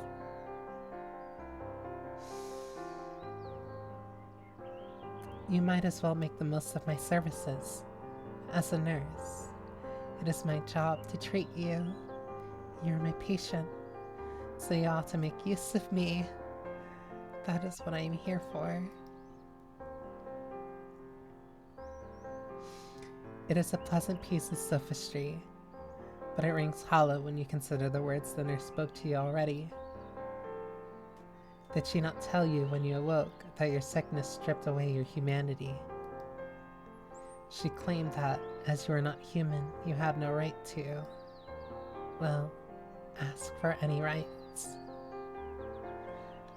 Did she not say that your sickness maimed you, made you less than? Why then does she care so much about your comfort? Of course I care, your nurse says, her red eyes unblinking. It is true that you are in no fit state to be reintegrated into polite society, not with your leg mangled as it is, but that does not mean I do not want you to integrate into society again.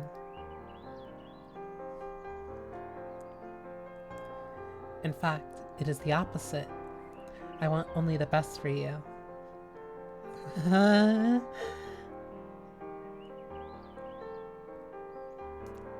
want to please you, so you might as well take this moment to rest while you can. Your treatment shall be even more intense in the future. You have led a charmed life in this sanatorium, but you will recover. You will eventually recover. Then you'll have to leave. You'll have to face the outside world without me. So until that fateful moment, you might as well enjoy my company while you can. You look at your nurse mutely, bemused. Your nurse has always sounded cold in your prior dealings, and clipped, but now you sense a peculiar emotion throbbing behind her words. Something like sorrow, maybe? Will she be sorry to see you go? In a sense, I suppose. I am always sad when any of my patients recover. A nurse becomes redundant, you know, when she has nobody to heal. I derive my worth from the sick people who require my aid. Once you recover, I will no longer have a purpose. I will be shunted into the shadows again, like a corkscrew once the last bottle of champagne has been opened. We nurses exist for one purpose, and one purpose alone. We exist to make the sick healthy. You give me my purpose. In that sense, I suppose you could say that you complete me. In a sense, I rely upon you. Your nurse looks at you, her eyes hooded, cold and clever, like a falcon's. You cannot see your nurse's mouth, but you imagine she is smiling as she says, "But you are relying upon me right now to help you get better. We are in a mutually beneficial relationship, that of give and take. So you might as well take from me while you can. I do not mind giving. That is the role I must play." A role, you say, like a corkscrew. Yes, exactly like a corkscrew. I've heard it said that I am exceptionally sharp and pointy. Well, you can't argue at that. You're thinking much the same thing. You laugh lightly at this, some of the tension between you dissipating. Then, you decide to capitulate. Why not rest your head on your nurse's lap? What do you have to lose? You'll recover soon enough, and then you needn't spend any more time in the sanatorium with this strange woman who smells the smoke. You will finally be able to leave, while she will be. You blink as you lie back, settling your head upon her lap, slotting it there like a piece of a jigsaw. You look up at her, then ask her that fateful question. Will she be lonely when you recover and you leave? Lonely? Your nurse asks, her head tilted. There is a pause, and then, perhaps I shall. Really? But what of the other patients in a sanatorium? How can she be lonely when there will always be an influx of new people to treat? You wonder whether the nurse will admit to her deception, whether she will confirm that this place was never a sanatorium, and she never was a nurse, and there never were any other patients. But the nurse does not do this. Not content to drop her subterfuge, not even until the last, your nurse says, "Yes, you are right. There are always new patients to treat, of course. But I remember every single patient I have had the privilege of treating. I recall all of our moments together, no matter how fleeting."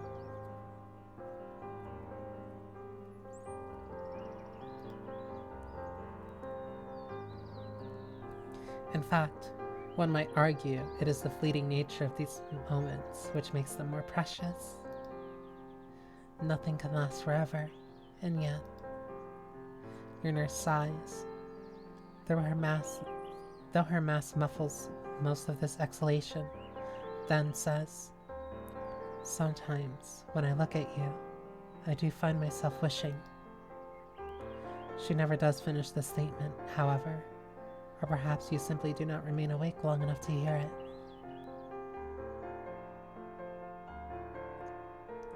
Your consciousness is already beginning to drift away.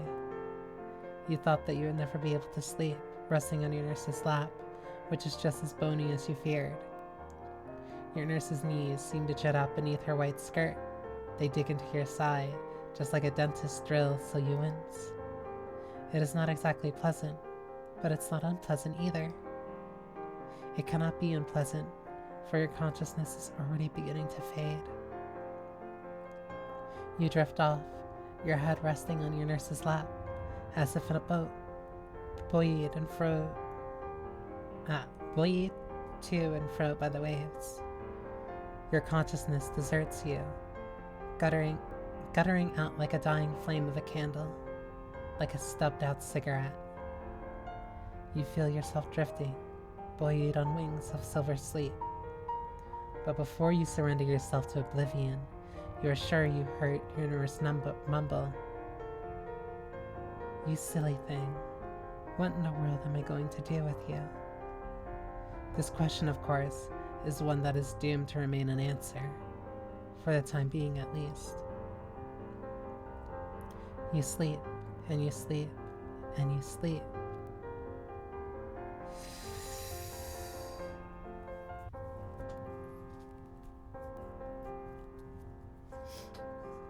How bad can this possibly be?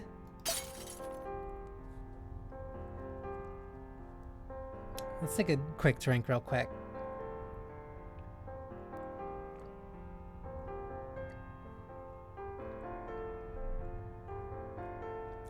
But you eventually awake. It is inevitable that you would, for nobody can sleep forever. However much you might wish for it, however much you might will it, I can speak, I promise. Your eyelids flutter open inevitably, inexorably. You expect, upon waking, that you'll find yourself in the scrubby garden once more, still lying on your nurse's lap. But to your surprise, you are no longer outdoors. You cannot feel the breeze upon your cheeks, nor through your hair. When you blink, you first find yourself looking at shadows. Darkness presses down upon you, a darkness so thick and absolute it might very well be sludge or sediment scraped from the bottom of the ocean. But there is light enough by which to see, which spills in through your window from the moon's ghostly glow.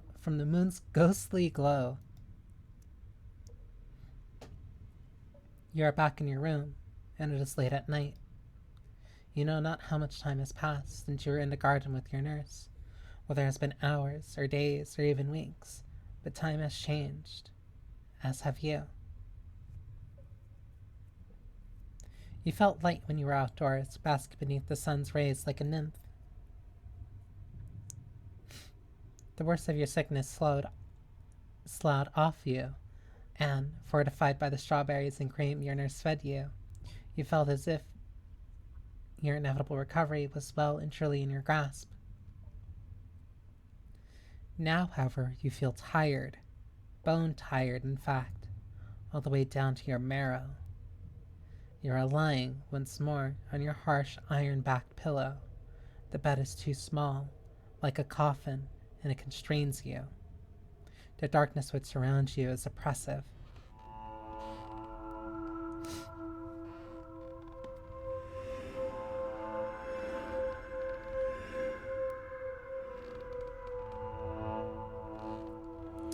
Thank goodness. You're asleep for hours. I was worried I had given you a little too much valerian. You slept so deeply, like the dead, that I thought you really might have passed on. You didn't half give me a fright. And the presence which stands by your bedside, staring down at you from the shadows, is even more so. Your nurse is there, as she always is, as she always seems to be during your waking hours, be it daytime or dark. She's not holding a tray in one hand, however, as she often does when she visits you at night. Instead, she is clutching. What is she clutching? It is hard to see what she holds in her slender, bony fingers, for it is obscured in shadows. In her other hand, however, you can see that she is holding a cigarette. That is no surprise, of course, not by this point. Your nurse is always holding a cigarette, though whether she smokes them is another matter. Why, you ask your nurse tiredly, does she always light cigarettes she does not mean to smoke? Who is she trying to impress? I am not trying to impress anybody. I am not a child desperate for approval. I am a grown woman, thank you very much.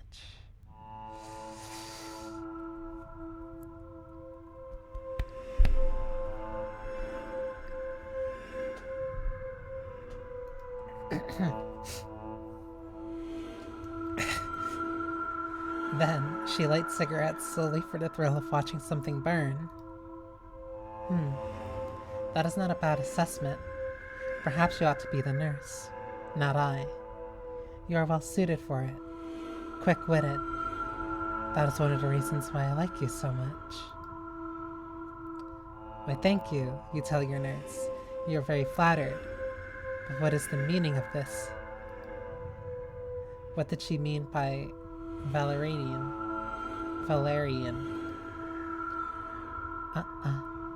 Everything in due course. I will tell you everything. I always do, in the end. But first, I ought to offer you a few words of congratulations. Congratulations?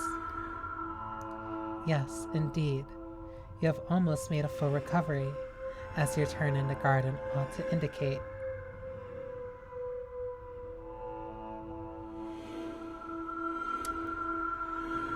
What do you mean by my turn in the garden?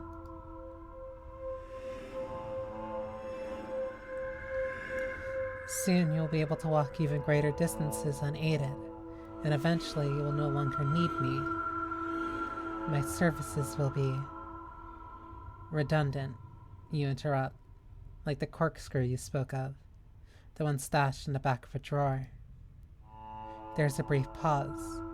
Your nurse looks you over, her eyes narrowed, mouth inscrutable, of course, behind her mask, and then... So you were listening to me. Of course you were listening. Who else did you have in this awful place to listen to? She was your only companion. Yes, your nurse says, with an acknowledging nod of her head. I suppose that's true. That's how I've always wanted it to be. But it doesn't seem to matter what I do to you, or how I try to isolate you. Like a phoenix, you continue to rise from the fire. You simply cannot leave well enough alone. You're always trying to escape from me. But we have been through this before, even if you do not remember. I cannot let you leave. I need you far too much.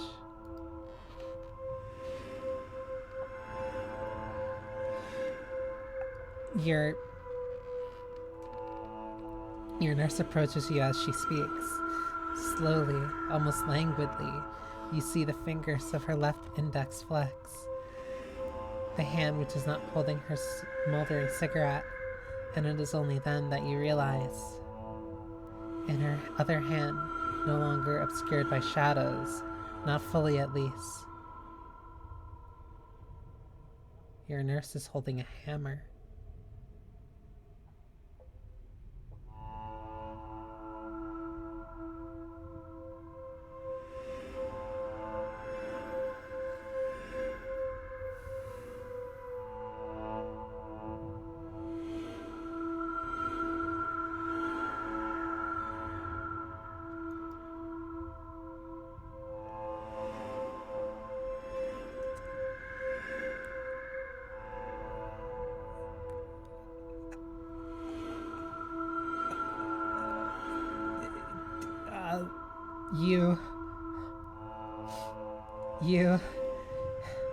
You gasp, then ask her, past your tongue, which seems to have doubled in size, what in the world she means to do with that hammer.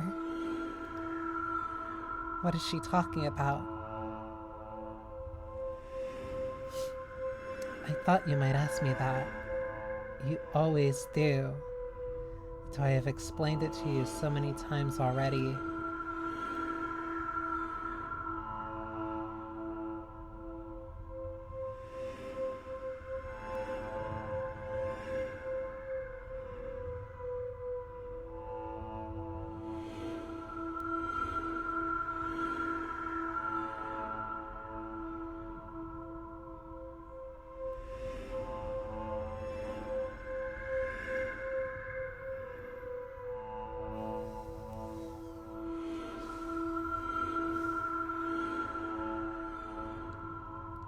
I have told you who I am and what my motives are, more times than I care to count.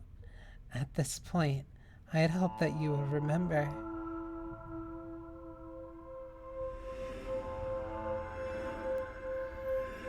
But you can be awfully forgetful about these things, my dear. You remembered my silly metaphor about the corkscrew, but you can't retain any information of value. It all slides right out of your head, like water through a sieve. I wonder if that is the Valerian's work too. That, or perhaps is it the pain? I imagine it must hurt a lot, having your legs broken so many times.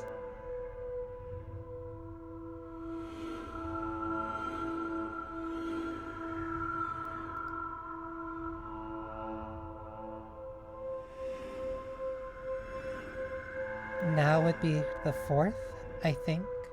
The 5th. I can't remember. Even I have lost count.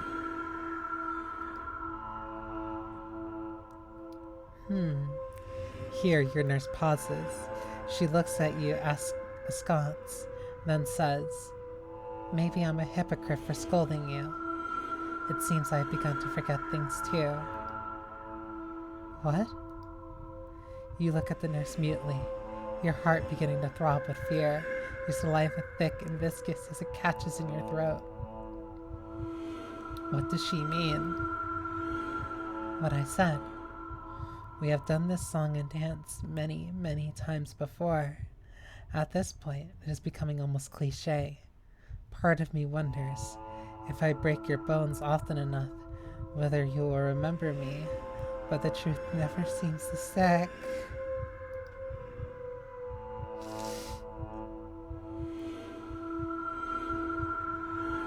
Perhaps I am not breaking you down thoroughly enough. Perhaps I need to grind your bones down to a fine powder, like broken glass, so you'll never be able to recover from...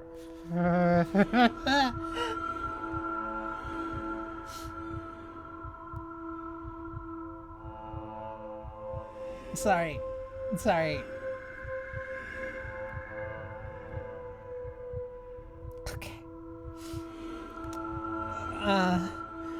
Perhaps I need to grind your bones down to a fine powder, like broken glass, so you will never be able to recover from my love for you.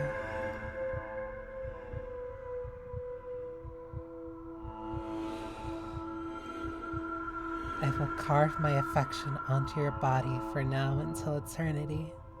My love is more than strong enough to mutilate a person, especially a helpless young girl like you. You chafe once more at being called a girl, a helpless girl besides, but you know better than to contradict your nurse.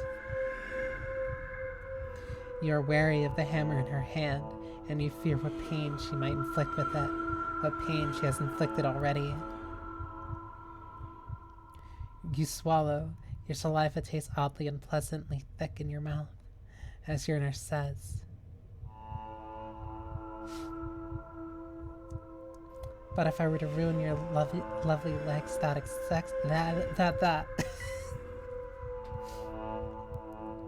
But if I were to ruin your lovely legs that excessively, I fear you would never recover. Then you would never be able to love me. I cannot be too hard with you. You are a lady after all, and I am no brute. I do not want to kill you. I just want to claim you. And I will do that as many times as it takes, until you no longer try to leave me.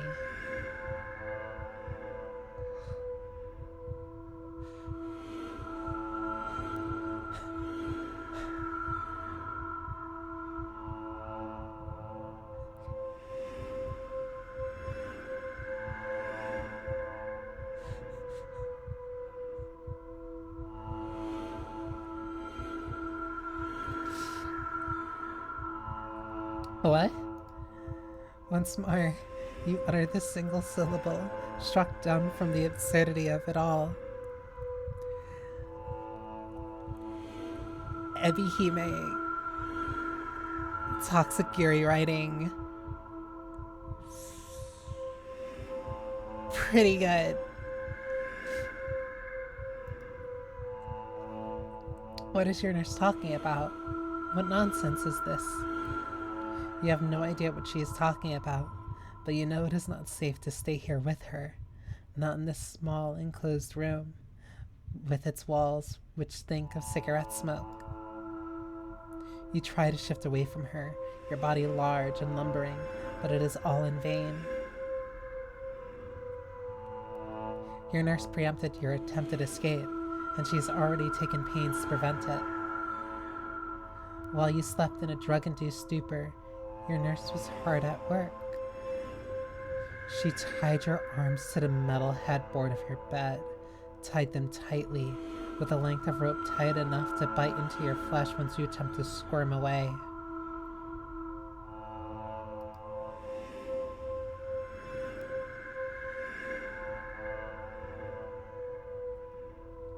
You cannot free yourself from your bindings. Secured as you are like a pitiful insect pinned upon a board, you can only stare at her, stricken. You tremble, eyes wide with fright, as you examine the glinting hammer in your nurse's hand. What is to become of you now when you cannot hope to pull away from her? What does she mean to do? I think that's obvious. I already told you. Your nurse answers smoothly, coming to a pause beside you. Once more, she lets her cigarette fall to the floor.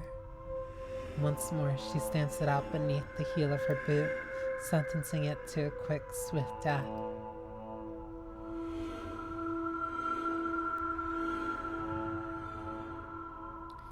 Then she presses the cold steel head of the hammer against your burning flesh, against your neck. She tips your chin upward with the curved end of the hammer, pressing it down against your throat, and says, I'm not doing anything I haven't done before.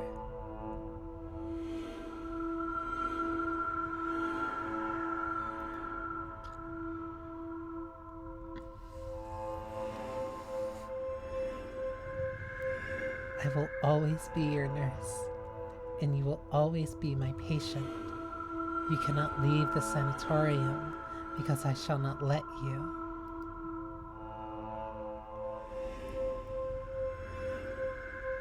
You cannot stop being my patient if you always have a broken bone or two, which needs medical attention. If you remain sick, then I will continue to have a purpose. I can guarantee that purpose. Then, you need never leave me. We can always be together. You look up at your nurse with frightened animal eyes, your pulse humming beneath your soft, supple flesh. You're chilled from tip to toe with fear. It is a cold emotion, colder even than a hammer pressed against your chin, which chills your stomach, your intestines, even your bladder. But despite your fear, you are able to tell her you do not think this is the best way to win your affection. Why can she not be with you outside the sanatorium? It is unlikely you would have any interest in her now, romantic or otherwise, after she has tied you to your bed and threatened to bash your bones into a fine white powder. But I cannot be with you outside the sanatorium. I tried that once before, but it didn't work. It isn't possible. Not possible. What does she mean?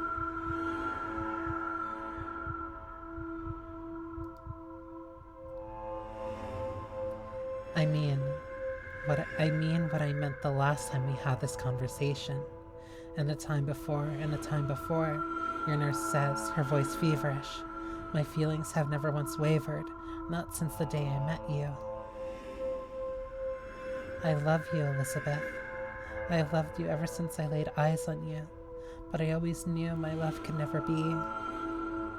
Ah, so your name is Elizabeth, is it?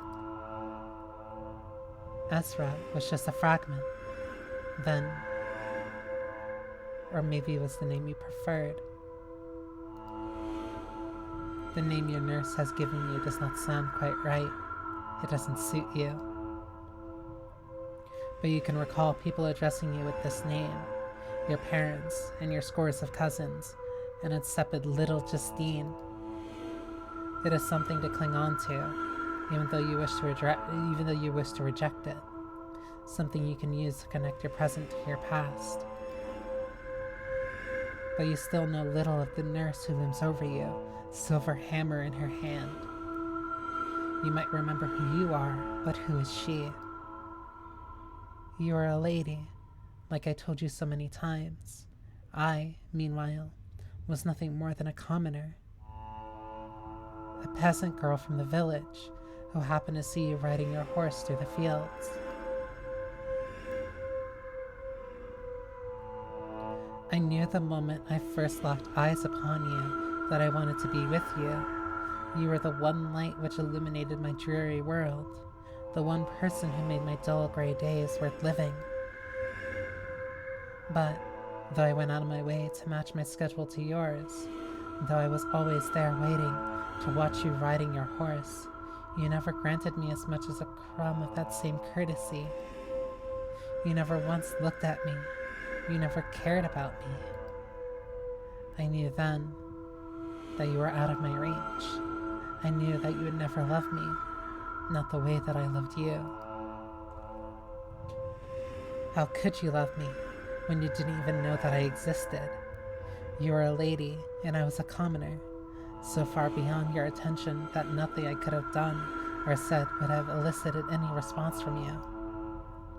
I was ready to give up, but my love for you was so intense that I couldn't. To betray my love for you would be betraying myself, my very essence. I would sooner die than forget you, to cast aside my feelings, which had worn me through many cold, lonely nights. So, your nurse continues, her voice soft but erratic, her fingers twitching around the handle of her hammer. I did something drastic. I had to catch your attention. I crept into your garden late at night, when you and your parents and all of your servants were abed. And then I set your fancy home afire.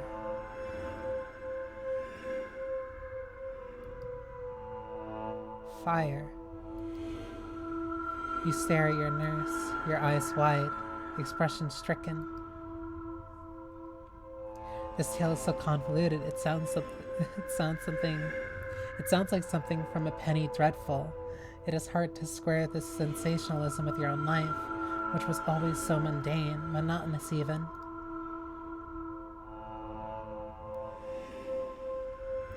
You went riding on your horse, and you went swimming in the lake, and you made your mother swoon when you tracked dirty footprints indoors. What is wrong with you, Eliza? Your mother would scold you. Your Eliza to your long-suffering parents, Miss Elizabeth to the servants, and Ezra only ever inside your head. Why do you always do this? I've told you enough times. Why are you so selfish, Eliza? Why do you never think about anybody else? Yes, you're sure your mother called you that. She said you were selfish, and maybe you really were. You ignored your nurse, though she was not always a nurse. Once she was an ordinary girl from the countryside, sweet perhaps and unassuming, as she yearned for you from afar. Like Eve, she found herself drawn to the forbidden fruit, until, enticed by the whispers of the snakes in the tall grass, she chose to commit an awful crime.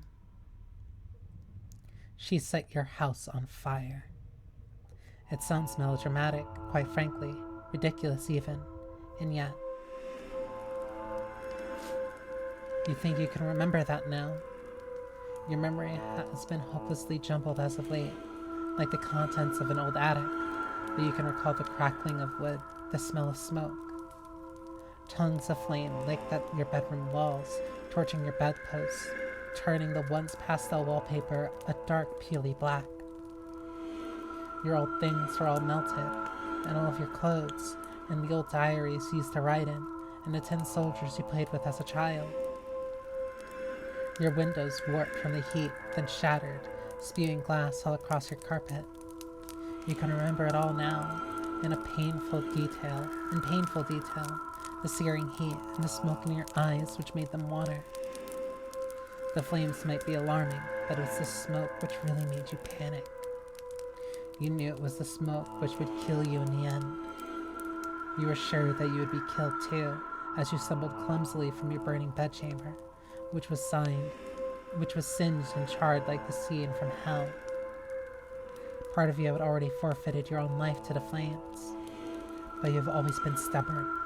That is the familiar refrain uttered by all who have known you, and you did your best to endure. You kept limping through the ruins of your once beautiful home, putting one foot in front of the other, and then... A lot of people died in the fire. Your parents and all the servants. Your old grandmother, too, and her servants who tended her. They all passed away, but you didn't. You tried to get away from the blaze, and you came very close to succeeding, too. But you were able to get all the way down the stairs, into the entrance hall, where you were incapacitated. You remembered rather a lot from that fateful night now, the smell of smoke being chief among them, of course, but you cannot remember how you actually left the house. Or even if you left the house at all. You thought the sanatorium strange, with its singed and warped walls, the perpetual smell of smoke hanging in the air. But what if... The wooden beam fell from the ceiling, your nurse continues. It was dislodged from the flames. It must have damaged the structural integrity of the house, and it landed on top of you. So I saw the wooden beam slice through the air, and I saw how it hit you. It caught your right leg and crushed it. You were knocked to the ground, immobile, all of the breath driven from you. I think you passed out from the pain. I knew there was no way you could shift that wooden beam yourself, so I came to your aid. I was able to move the wooden beam from your unconscious body, though it took no shortage of effort. I burned my hands in the process, and I inhaled far too much smoke. I fear it might have caused my throat permanent injury. But that seemed a small price to pay for your safety. I was able to rescue you. I dragged you out of that house before it could collapse upon the both of us. And yes, I saved your life. If it were not for me, you would have been burned to a crisp just like your parents, just like your servants. They are all gone now. Your nurse looks at you archly, her eyes very red, two rubies set in her skull.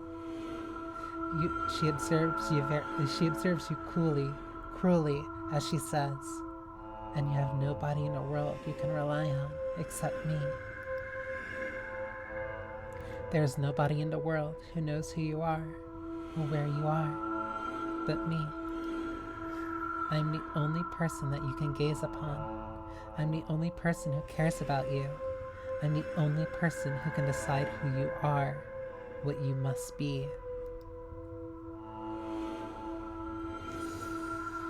I saved your life, which means you are now my property. Your mother died, so I suppose I'm the next best thing. Like her, I have been sustaining your life. You would be dead without me, which means you are mine. And now we have this house, or what remains of it, all to ourselves. Everybody believes that you died in the blaze, so nobody will come looking for you. Nobody's going to trouble themselves over a corpse. So I can spend as much time with you as I desire. I can help you, and I can heal you. And when you finally begin to recover, I can shatter your hopes all over again. You cannot leave me, you know, your nurse says, her eyes crinkling in the corners. I have made sure of that. There is nowhere, after all, for you to run to. There is nowhere for you to go. You are at home already, Elizabeth, and a lovely home I made for the two of us. There is no need to ever leave. Nobody will ever love you as much as I do. Ah, so that's it. You had already had some suspicion, but your nurse's words cinch it.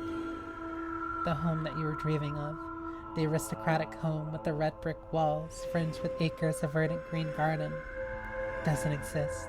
Not anymore. It has been burned to the ground, reduced to ashes and rubble. Your nurse, who's not really a nurse, razed your past to the ground. Then, she tried to build your present upon its carcass. The sanatorium is no sanatorium. It is what remains of your old home, burned and withered and wasted. You have no home to return to. You have no family. You only have the nurse. And as it sounds, as you have been relying on her for a very long time. Is that true? Yes, I suppose it is. We have been here for, I don't know, perhaps a year now? It's hard for me to say. Time does not seem to pass as it should. Not that I have any need to observe the minutes as they go by. I already have what I want. There's nothing more I desire, so I have no need to think upon tomorrow. I need only today, an endless string of them. And to secure these endless days, does she insist upon saving you over and over again? That's right. I knew you would understand. It is ingenious, isn't it? Says your nurse. And though you cannot see her mouth, you are sure she is smiling. You are awake, and I attend to you, and you recover. Then I break your poor legs anew, and stuff you full of valerian, and you forget everything. You awake again with no memories of who you are, and where you came from. And then the process begins anew. Indeed, it continues like this, on and on, perpetuating itself like an Ouroboros. You know what that is, don't you? The snake, you ask the nurse tiredly, who eats its own tail. That's exactly what I mean. Good girl, your nurse says, her voice soft and low.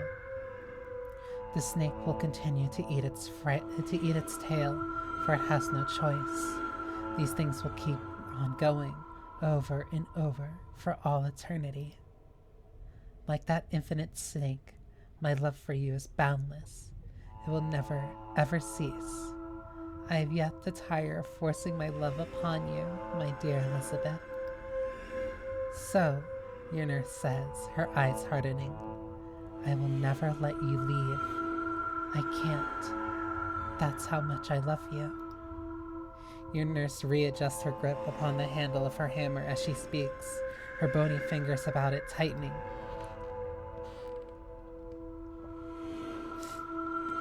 She takes a step forwards, and the floorboards creak beneath her in pained protest. It sounds as though they are crying out in anguish. Perhaps they have seen too much, but your nurse does not slow down. Her fingers grip the handle of her hammer all the more tightly. She raises it. I apologize, Elizabeth. I don't want to hurt you, you know? It's just, I love you so much I can't help myself, though I wouldn't expect you to understand. As a lady, I doubt you have ever wanted anything you couldn't have this much before. You have never been driven to madness. But who knows? Maybe if we repeat this cycle enough, that will change. Maybe I'll finally be able to impress my feelings upon you, and you will finally understand. I just hope they don't warp you too much. My beloved Elizabeth. Then she brings the hammer down. The head of the hammer, hard and immobile, the silver which glistens in the moon's light, strikes her right leg, which has only just begun to heal.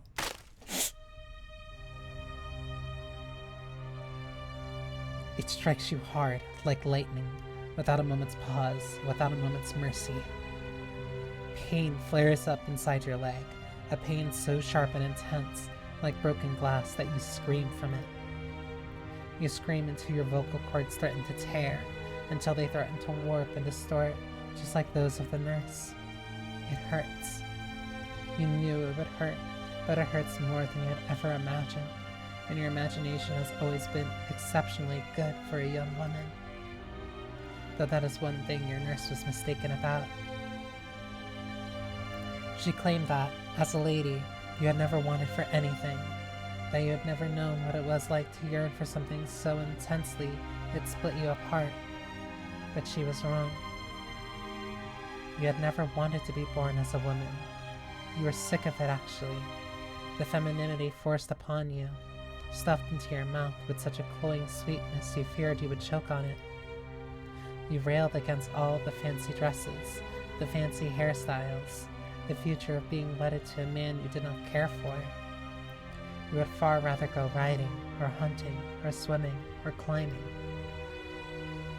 You had always wanted to shape your own future, to be the master of your own destiny.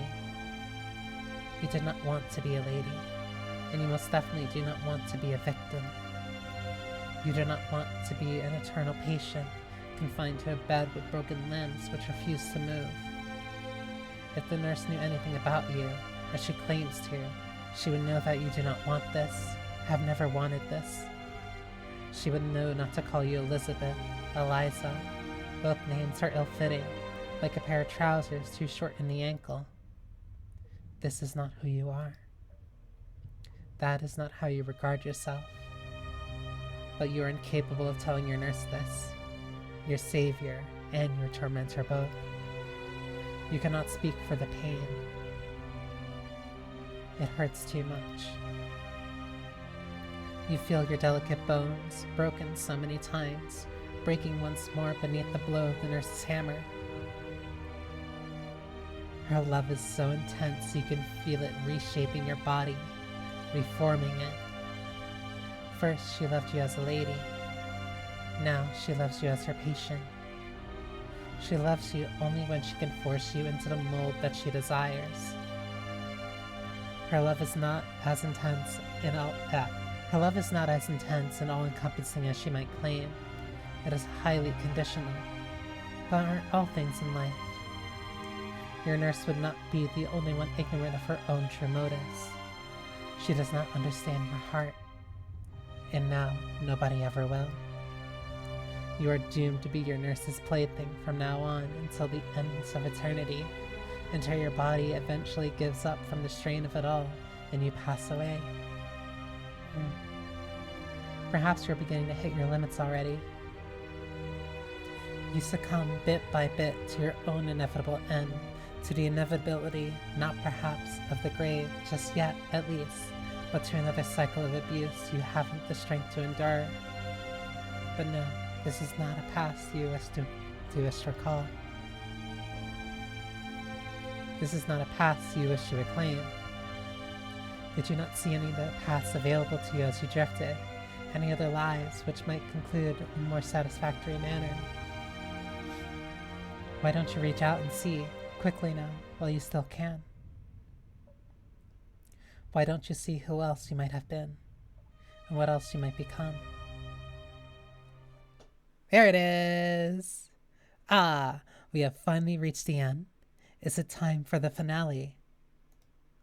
Oh goody, I was waiting for this. I was trying to be patient as I observed you from afar, examining your dreams, but no longer do I need to situate myself in the shadows. Finally, it is time for me to take center stage. So, this has to be the finale after all 3 rounds. It looks as though you are finally beginning to awake, though you will not be awake in a 4-poster bed or a singed hospital room or at a desk in a messy old atelier. There's only one place for you to wake now, only one place for you to return to. There is nothing left save my laboratory, and for me to welcome you to the world of the living. Oh no, she's hot!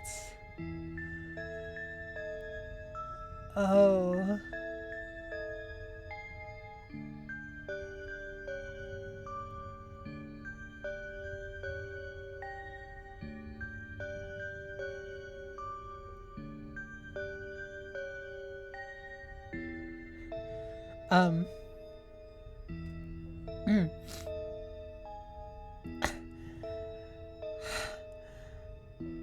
She's...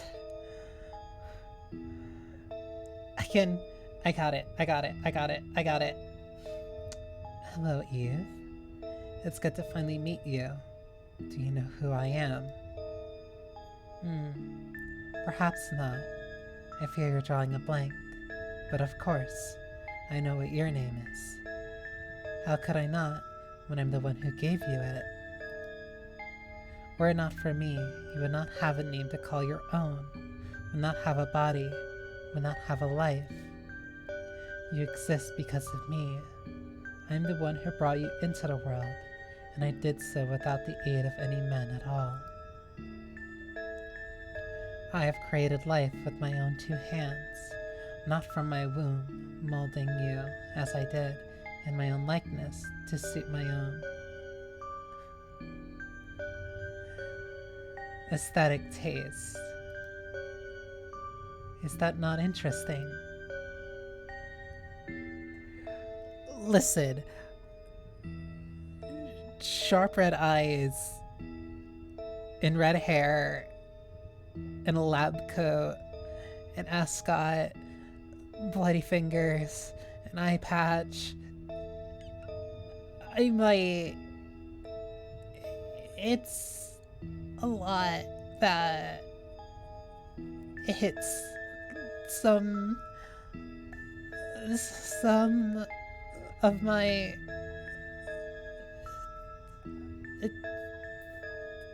We can discuss this later. Is that not interesting? You might not agree. I see you shrinking away from me, but I find it rather fascinating. I am not a religious woman, you see. One cannot be, I suppose, in this line of work. But if I was, I would liken your birth to a miracle. I do not mean to flatter myself, but a very Much does seem like the sort of event which ought to be recorded in the Bible. Why, I might very well be the next Virgin Mary. Do you not find that amusing? No. You aren't even going to smile. Well, that's fine. You've only just awoken from your long, long slumber. I would not be surprised if your senses are a little addled at the moment. It might take you a while to adjust, my darling Eve. So, while you gather your bearings, I shall explain everything to you. You do not need to interject, so do not feel compelled. Even if you were to try, I am unsure whether you would succeed. I did not give you a tongue after all, or any teeth.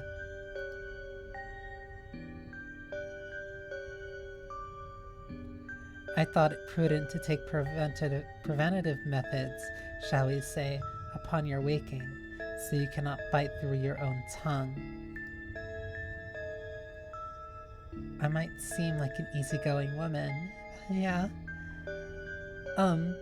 But I really would be rather cross if you tried to end your life mere seconds upon waking from the sheer horror of it all. I know, dear, I know. It must be alarming, being awoken in such a manner, but it's all for the greater good. Your life is a huge scientific breakthrough, a medical marvel. You are a medical marvel. From 3 disparate girls, their parts sewn and stitched together, a new life has been born. You are 3, Justine, Elizabeth, and Carolyn, yet you are not any of them.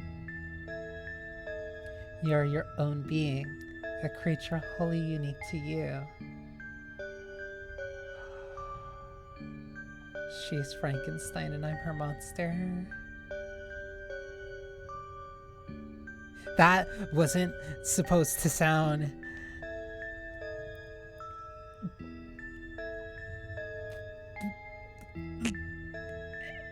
Listen.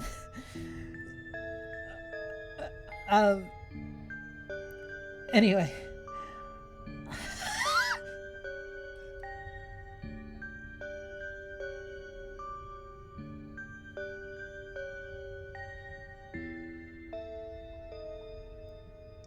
Not beating the allegations. I will never beat the allegations.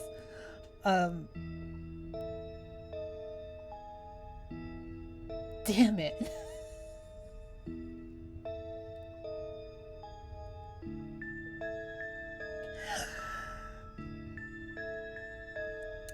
And I am your mother.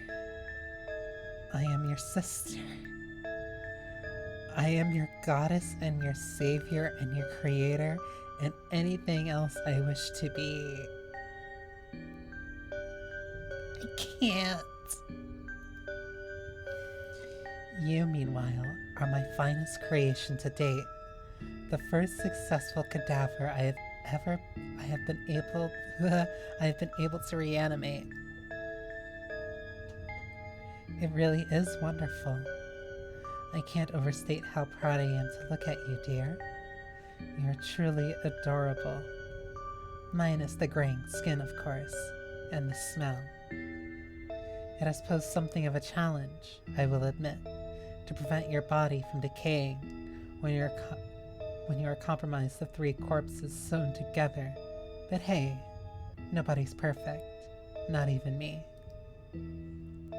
I've not been able to overcome every obstacle in my way. You are still rotting, I suppose. Very slowly, mind, but progress has been made. You are awake, and you are alive, and I think you're cognizant too. I know you understand me, even if you cannot speak. I can see the recognition in your eyes. I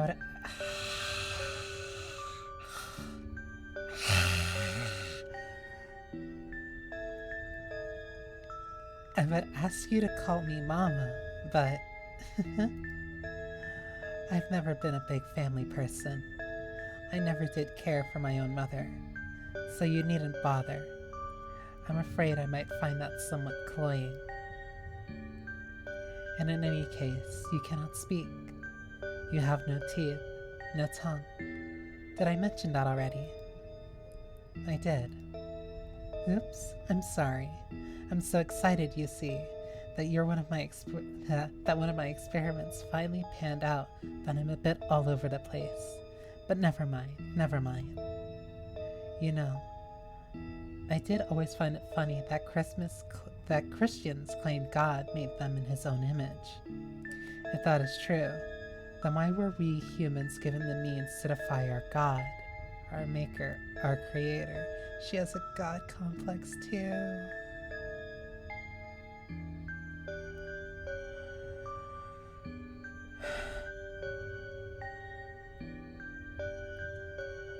God forbid a woman have hobbies, but God forbid you want to be a woman's hobby.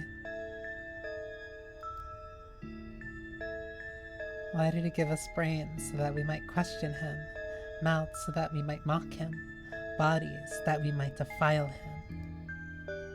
I always told myself that if I succeed in becoming a god, I would not give my own creation the chance to oppose me.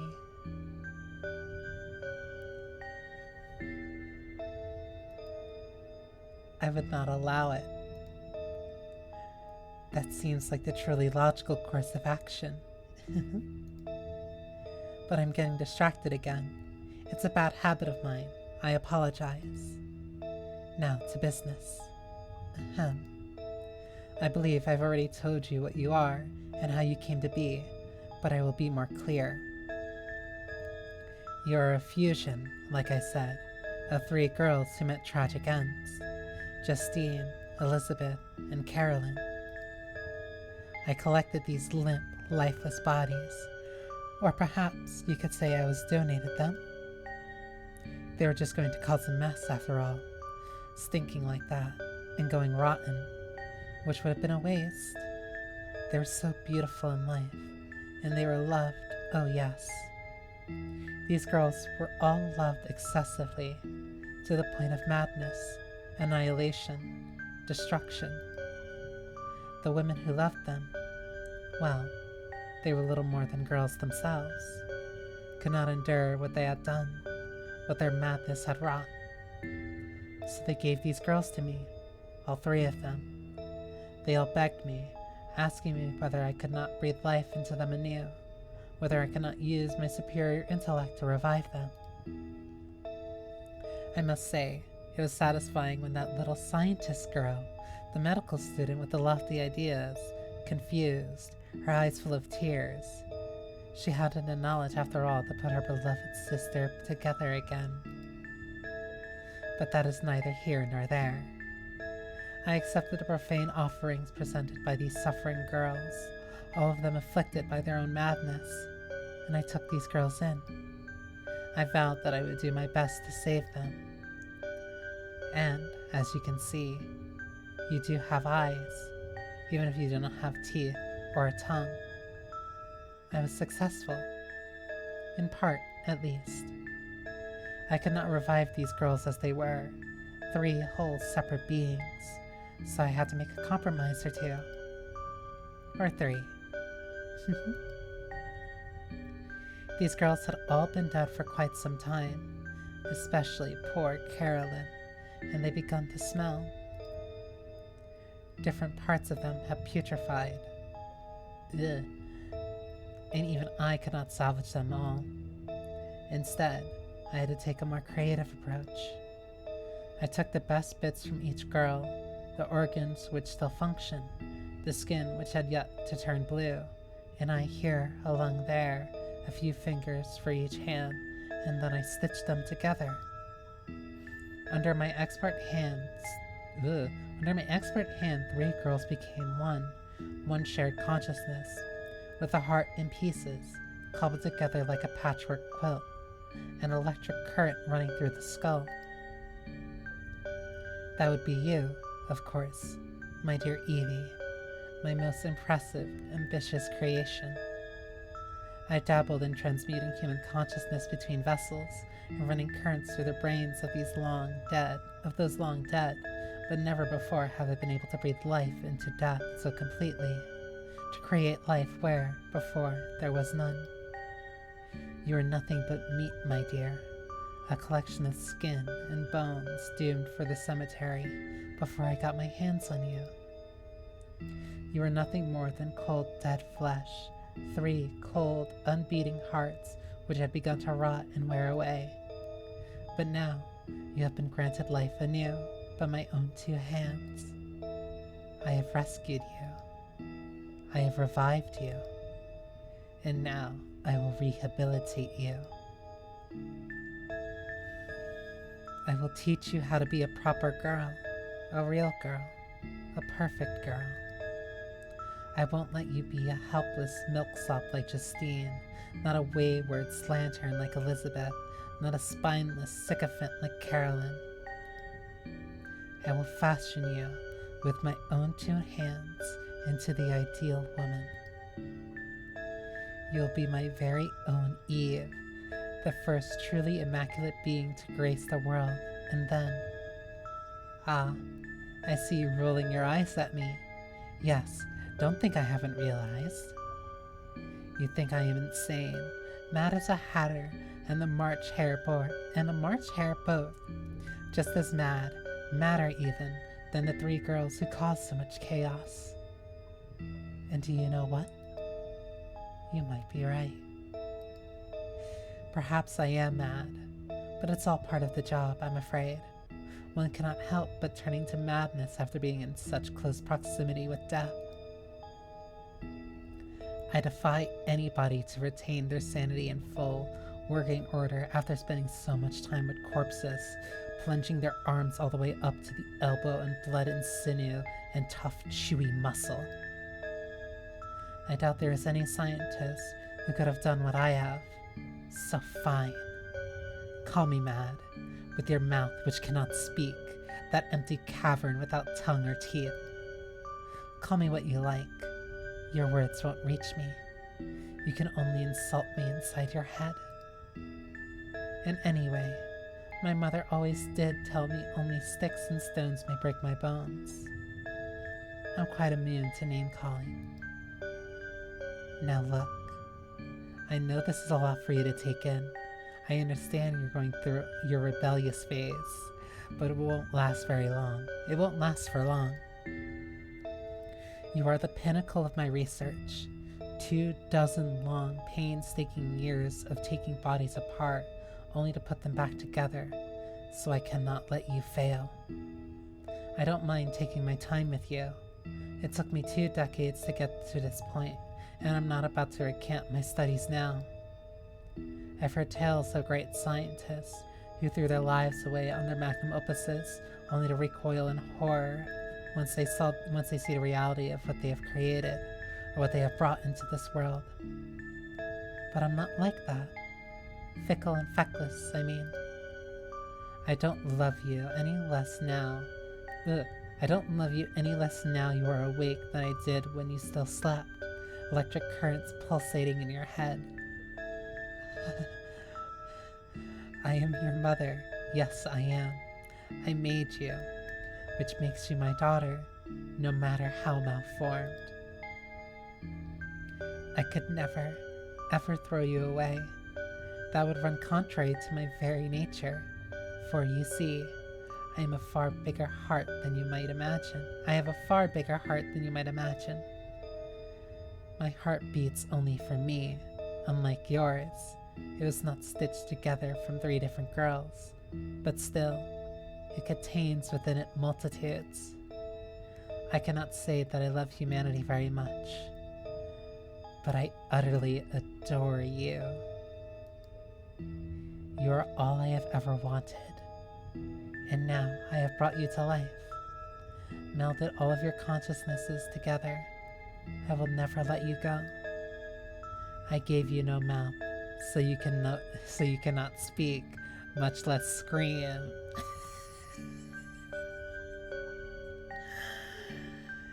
Thank you. There it is. but I can see the defiance in your eyes. It seems you wish to rebel against me. Are you not happy with your lot in life? Do you not wish to be my creation? Tell me, my dear daughter, are you thinking of escaping from me?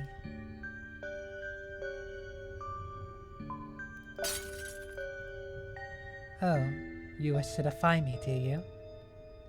And how exactly do you propose to do that?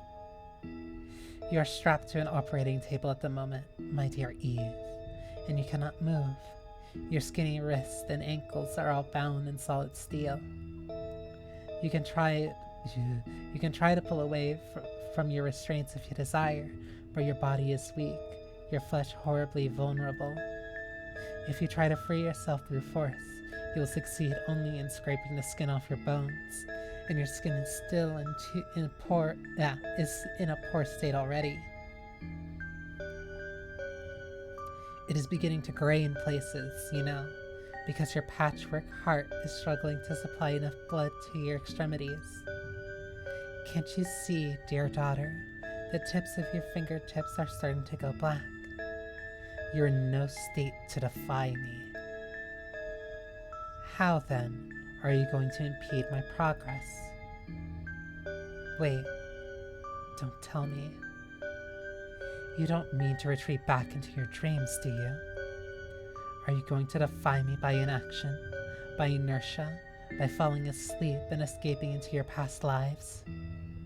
Do you think you can avoid this outcome, sitting in my lab, at my mercy, if only the girls who now comprise your lovely body made different choices?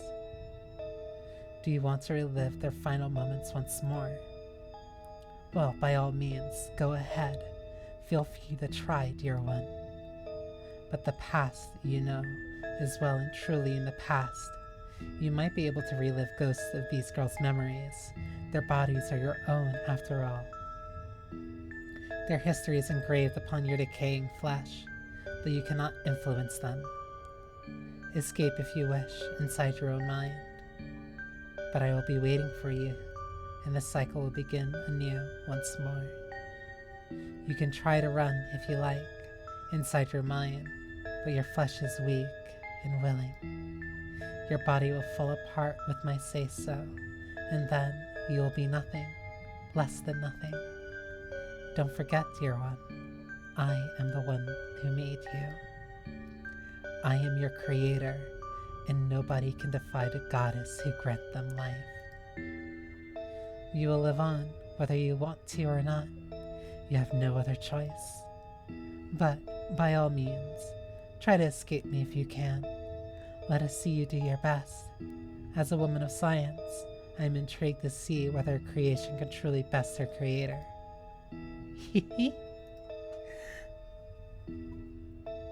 Struggle if you can, but in the end, I will always hold.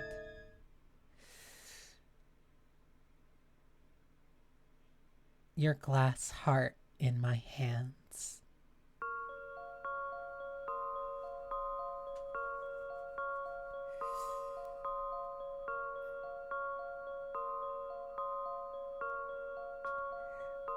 Thank you, Ebi-Hime.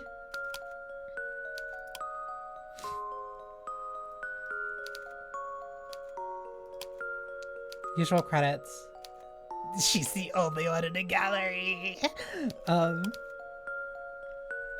Perfect. And I'm also really glad that there's also another note in here. Let me quickly drink.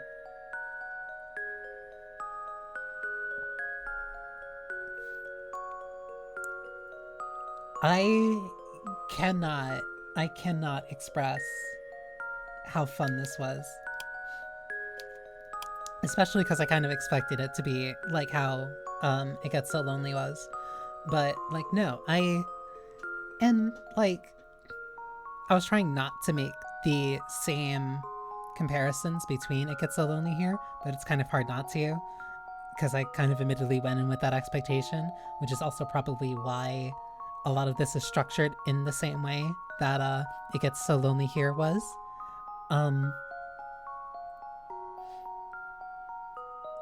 But no, like, I like all three of the girls.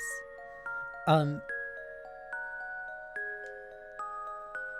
saying that, saying that in the context of knowing, of having gotten the endings where one stabs you and kisses you, one gives you a literal kiss of death, and the other one breaks your leg so many times that you just die.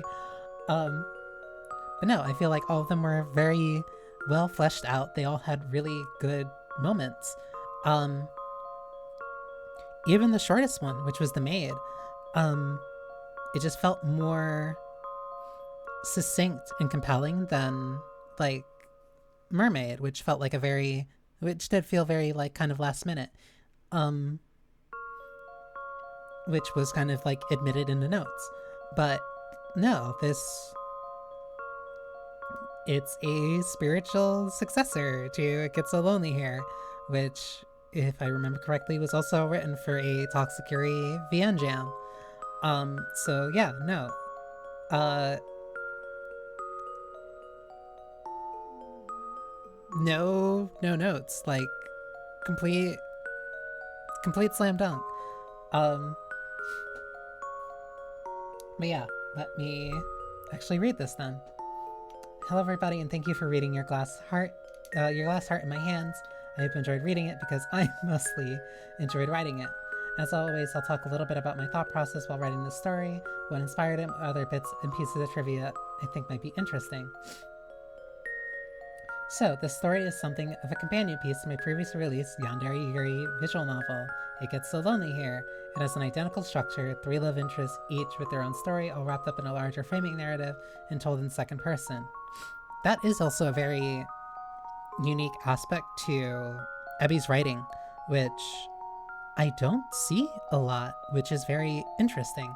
Um, you don't get a lot of things that are written in second person, or at least I haven't really experienced, especially not a lot of VNs or games in general, which the framing device is second person, um, where it's kind of somebody talking to you about the things that are going on.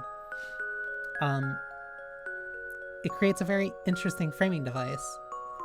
Um, and it deals with a similar subject matter, yandere lesbians. I think the tone between these two stories is pretty different, though. Very. Lonely was inspired by fairy tales, while the biggest inspiration behind Glass Heart is obviously Mary Shelley's Frankenstein. The three protagonists of these stories, Justine, Elizabeth, and Carolyn, all named after female characters from Frankenstein, who, spoilers, end up dying, and Victoria Godwin is obviously taking a few cues from Victor Frankenstein. Nice.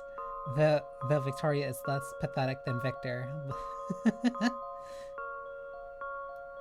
I've been turning over ideas for a Frankenstein-inspired visual novel for a very long time, actually. In fact, the very first visual novel I wrote, which I did not end up releasing, had a Frankenstein's monster-inspired heroine the protagonist could run into in his school's biology classroom, who was a creature pieced together by the unhinged school nurse. As an aside, I think the nurse might have been inspired by Ebi-Hime from Hatoful Boyfriend. I would have never expected a Hatoful Boyfriend inspiration in this at all. Though I've never released this visual novel, it was pretty tough. It was pretty rough around the edges. I did want to write a story with a cute Frankenstein's monsters-inspired heroine at some point. It was an idea I kept in my back pocket for a while, which I decided to take out and polish off when I saw that the Toxic Yuri VN Jam was going to be a thing. I figured I should take this as an opportunity to write the Frankenstein-inspired story of my dreams. And I suppose it might have been somewhat inspired by Chambersoft's free horror visual novel, An Absolutely Perfect Specimen. I think I've heard of that before, but I've never read it. Now I have to read that.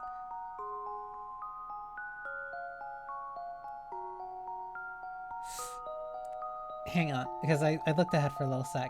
I have choice words. Which has some similar Frankenstein-esque theming, and a hot tummy scientist lady. Victoria might have been some amalgamation of Frankenstein's Victor Frankenstein, a perfect specimen's Dr. Mary, and Uma Mursume's Agnes Takia.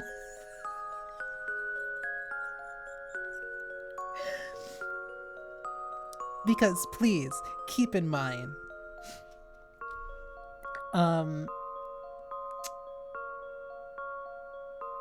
one, Uma Musume has been out globally for it came out globally like while this jam was like in the works. So, but like no, the movies, the anime, and like people have known about the other characters and stuff like for years. Especially because like no, this has been out for a while and it's only recently that the global came out. So seeing so many different girlies all lose their mind about Taecyeon and like see that seep into this like right at the end is so funny.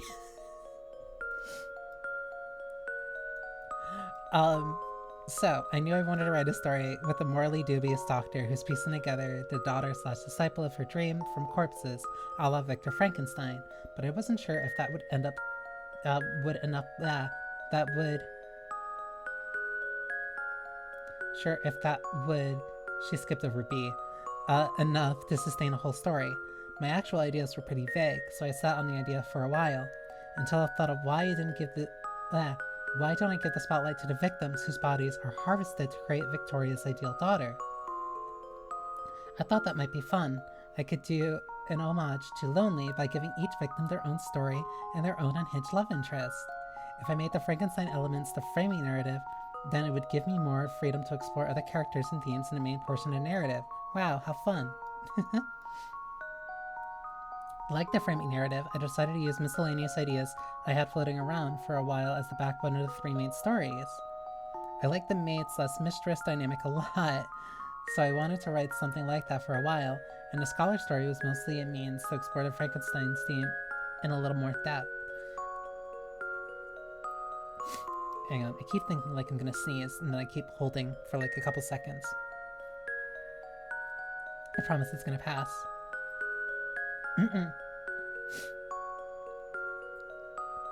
But yeah,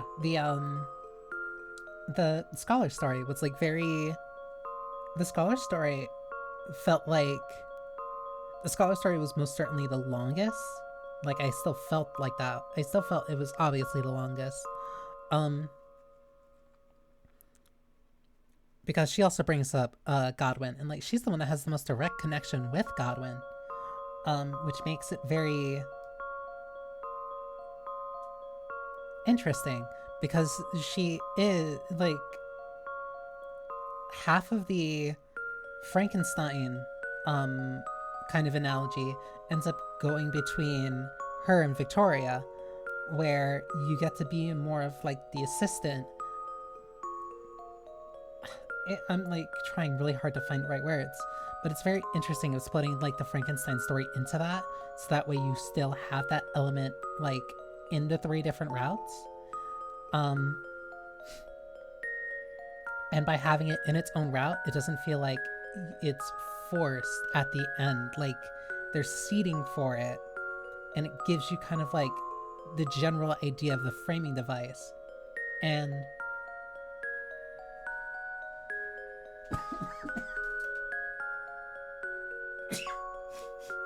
there it is. It gives you the framing for the it gives you the outline of the framing device, and if you went through the options left to right, she would be the last one that you get before like actually waking up, which means that like okay, you end on the Frankenstein part. You end on like the half part of it being Frankenstein, and as far as I can kind of like determine, that's also vaguely where the timeline kind of is. Just based vaguely on where the based on the references to the other characters and the proximity to when you approximately wake up, because Victoria mentioned like the 2 decades thing and how Ezra and Justine knew each other. It's very interesting. Like there's a lot more connective tissue between all the stories in the framing device. It's a lot more succinctly woven together than it gets so lonely here. Um, which is a very nice contrast to it. I don't want to say that it's directly better than It Gets So Lonely here, because I do like a lot of how separate It Gets So Lonely here kind of is, but it's only united by the framing device at the end, whereas this has a more, like, there is a larger kind of overarching story that feels more succinct. One is not necessarily better than the other, but I am very impressed that this is kind of an evolution of uh, the storytelling method that was used in It Gets So Lonely here. The nurse's story is probably the most interesting one, at least in my opinion. It happens to be my favorite. The nurse's story was pulled from an idea I had for a few years about waking up in an area hospital and being tormented by a cute nurse who seems to know you better than you do. I originally planned to be sadistic BXGvian with a similar atmosphere to Sweetest Monster, but I retooled it for this narrative. It was also inspired by the ominous cardiac song Nurses Whispering Verses, which is one of my favorite songs. I've been wanting to write a horror story which captures the same oppressive mood as Nurses for a while, so I'm glad I was able to manage it. As for some of the finer points about the Nurses story, the main character is a trans man. Even if the narrative doesn't explicitly state as much, I think it was pretty explicit. Well, I think it's decidedly explicit, but I'll go ahead and state it clearly. I thought it would add to the themes explored both in a nurse's story and in Glass Heart in general, the theme of being forced to assume roles you do not necessarily want to hold for the sake of other people. That is very interesting, because that is also another kind of undercurrent that goes on with the other stories too, where each of the protagonists all have like their own internal struggles that are constantly going on as well. They all have something that they genuinely do want and would make them actually happy, and their tormentors so very dead set in their own desire and wanting to kind of impose their version of love onto them are completely cut off and lack any ability to recognize the protagonist's own agency and what they actually want. I didn't really pick it up as much with Carolyn as much as I wish I did, but when it came to Justine, I very much started to pick it up, where I was thinking like, oh, there's a lot more going on here. Like, there's a very nice contrast between Justine's internal world and what she's thinking about and what she actually wants, in comparison to what her maid thinks that she wants. Like, they're all, I don't want to say necessarily flawed, especially in Ezra's case, but they all have like a cruel twist of irony to them. Like a cruel twist of something that really would make them happy, but their tormentors are too far gone in their own expectations and their own desires for their quote-unquote lovers that they're completely unable or just unwilling to engage with that. It's really cool. Eve, the Frankenstein's monster in the framing narrative, was brought into this world by Victoria with no say in the matter whatsoever. She is clearly unhappy about this, yet is offered no choice to express her feelings, for she had not been given the ability to speak. Victoria claims to love Eve, yet how sincere is her love when she refuses to give her creation the means to question her? Ezra similarly is forced into being both an external patient and a young lady by the nurse who claims to love him. But how can she love Ezra as she does not know how he regards himself and how he would prefer to be addressed? The nurse's lack of care makes the strength of her emotions ring hollow, which is a bit of a recurring theme here. You could say the same thing about the maid, who uses her love for Justine as an excuse to murder her family without first consulting her, or about the scholar whose love for Carolyn does not stop her from operating on her. Love is often portrayed as being selfless, but this is not a romance story. This is a yandere story, and across each of these narratives, love is the destructive force which causes people pain. Our three protagonists die for the sake of this love, which is forced upon them, and both Justine and Ezra are fairly unhappy about this.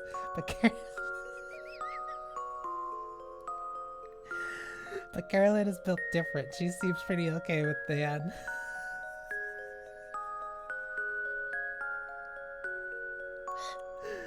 Listen. God forbid a woman has preferences.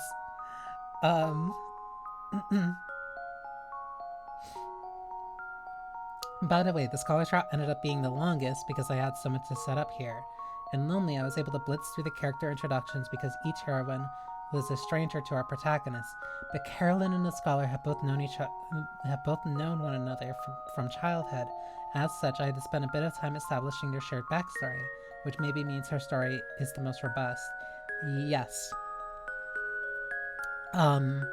That's why my scale for expecting how long this would take got a little bit, I don't want to say it was out of whack, but going from scholar to maid very much adjusted my expectations for how long nurse was going to be, because the very, very long kind of intro,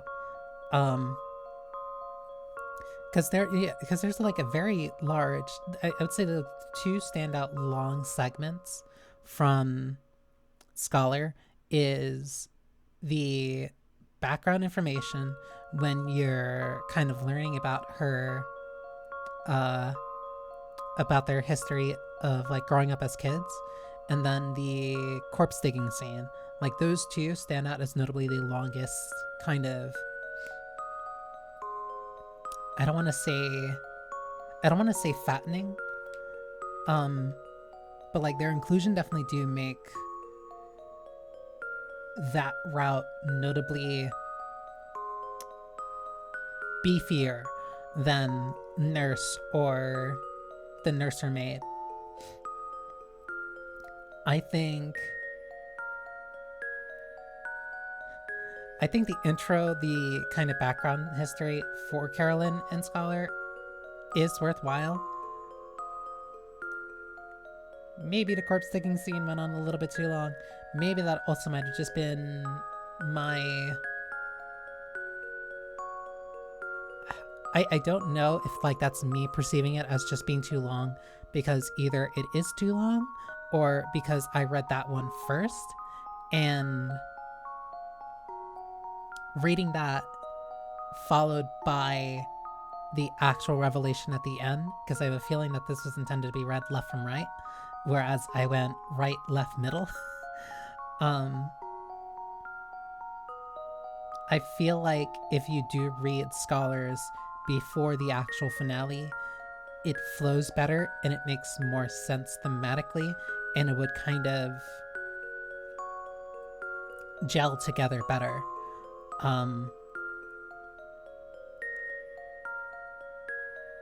But I think that only works if you read Scholars last. Which you can't really guarantee if you still want to have the same structure as It Gets So Lonely, where you are able to pick which ones that you kind of want first. I wouldn't say it's necessarily like kind of like a cursed problem or like a doomed problem. It's more just like some people are going to have that experience. Unfortunately, I did. In retrospect, that makes a lot more sense. In the moment, it did kind of drag on me a little bit. So that'll be my one note. I'm not wholly sure. I'll have to see what people think of the story and whether they enjoy it. In any case, thank you for reading my ramblings. I have a little more to say I have a little more to say about this story too, mostly in regards to how it relates to Lonely, but I will do that later. Maybe if you go through the story again, I'll have something else to say. Who knows? Until then. Um.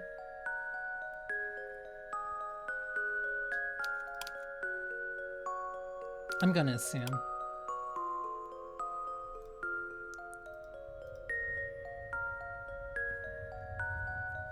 Yeah, because also Lonely did something very similar, where, like, yeah, you can start the game again.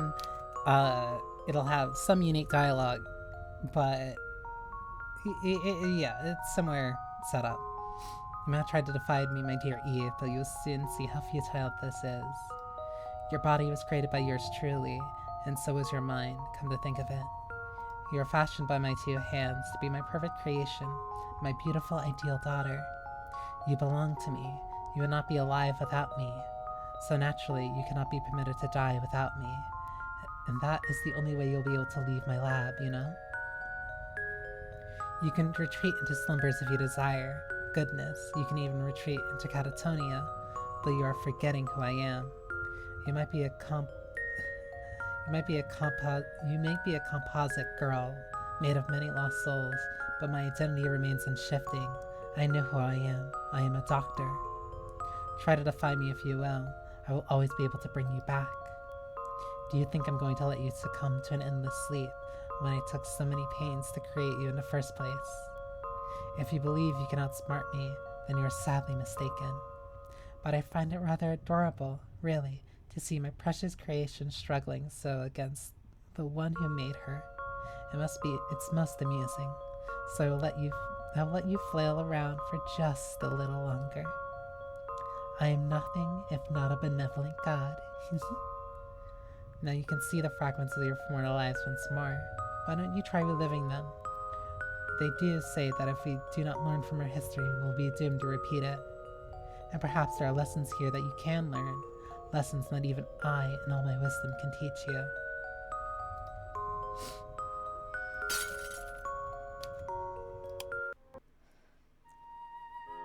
So, if I'm correct about how skip works,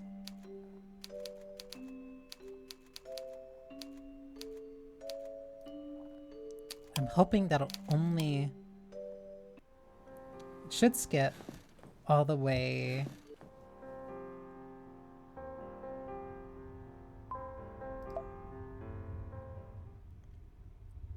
Wonder what happens if I choose just to sleep all the way through.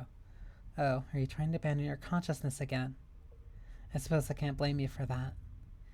You now know what is coming after all. Once you awake, you can remember now. I suppose, after witnessing it once before, visions picked out in primordial fire. Though it is only a memory, you do not want your maid to poison you again. It hurt, didn't it, when you began to cough up blood and bile, when your stomach seared you from the inside out, when your maid sat by you and she watched you die, and kissed you as you ventured into the afterlife. Oh, you're curious how your maid survived, if she also drank from that poisoned teacup. It would seem that she has a higher tolerance for toxicity than you, my dear thing, and shortly after your passing, she was horribly sick.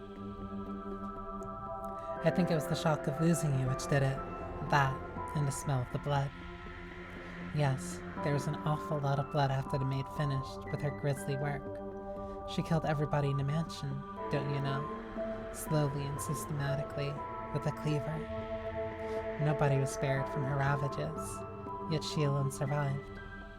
She survived, and she bequeathed your broken body to me. She asked me to fix you, for she had only been able to break things. She wanted a chance at salvation, at least, though she knew full well she would hang for her crimes when caught.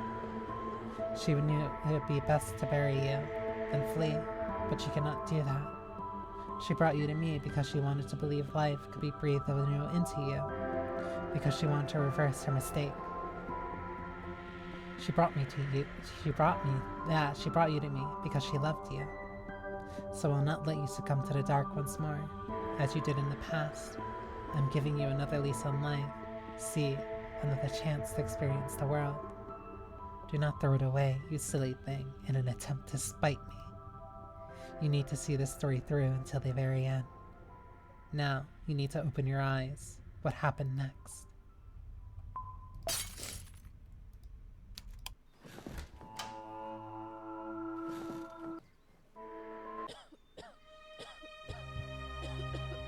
So those all remain the same. It is also pretty funny that Nurse is her favorite.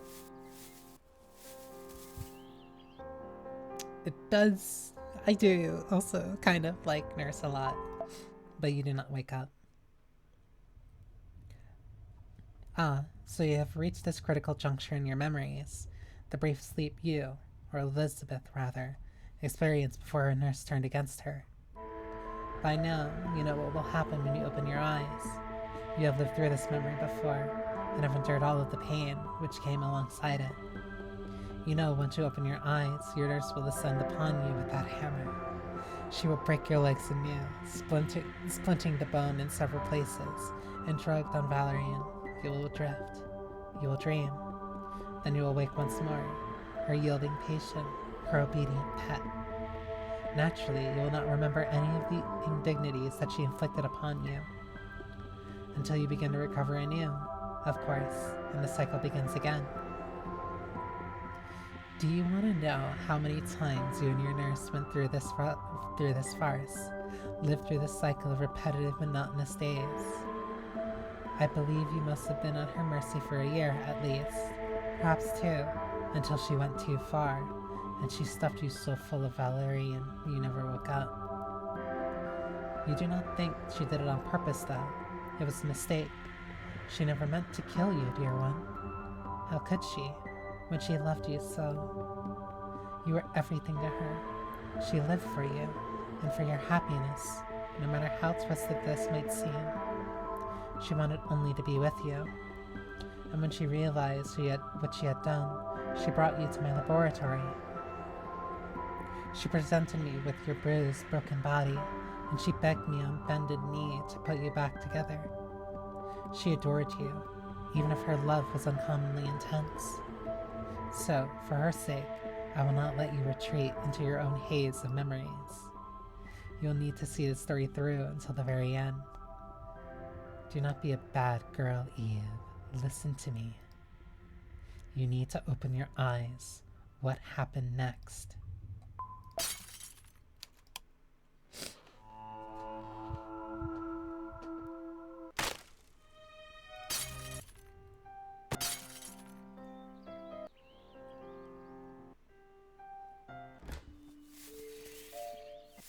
Short hair glasses, I can't.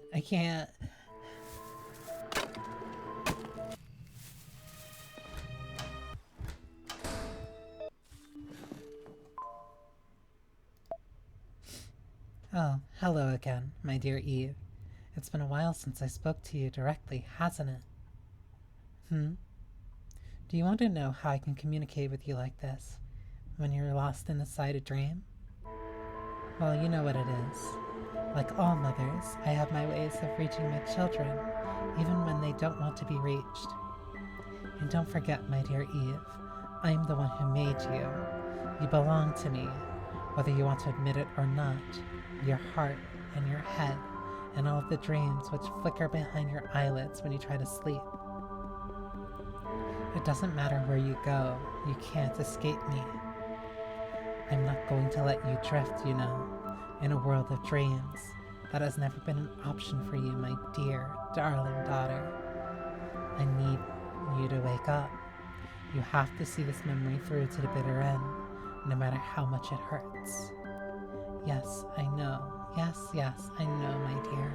I know it's scary, reliving the experience of being laid on an operating table once more, carved to pieces beneath the so-called scientists and experts scrabbling. She thought herself a genius, you know. Or, if nothing else, her so-called sister did. Carolyn was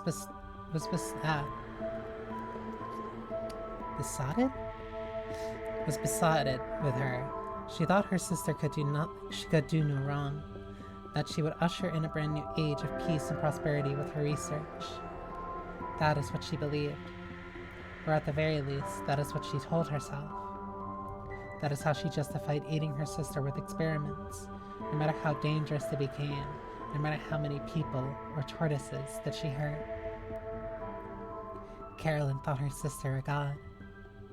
But that little chit-chat has nothing on me. But that little chit has nothing on me. Do you understand? She was inspired by my research, that of the great Victoria Godwin, but she can never match me. I was always one step ahead of her. That little scholar who dreamed of being a great scientist was desperate to best me, to find the secret of reversing death before yours truly. She was so desperate, she even sacrificed her own sister so that she might divine the secrets of the human body. But she was not so wise. In the end, nor so sanguine. Her guilt swiftly overcame her clinical curiosity, and that was when she came to me. She sobbed, you know, as she presented Carolyn to me. She said she had made a horrible mistake, that, though she had killed her sister, she hadn't the means to put her back together. She had tried everything, done everything, but her sister, as it transpired, was much more complex than a carriage clock. She was full of confusing, confounding little bits and pieces, and that stupid girl was quite overwhelmed. She could not, in the end, complete her research. She could not revive her sister, and history never shall remember her name. She will be forgotten, while I will stand above her, my name etched into the annals of history. She failed, but I always knew I would succeed. I vowed that I would bring you back, at least, in part. So do not lose yourself to Carolyn's subconsciousness. She is dead, whether you wish to admit it or not. But no, I will make you admit to it.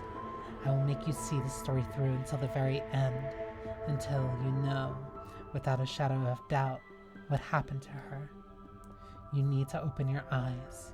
What happened next?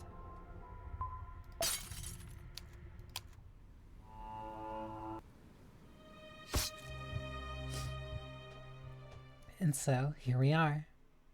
You have awoken here again in my humble laboratory, as I always knew you would.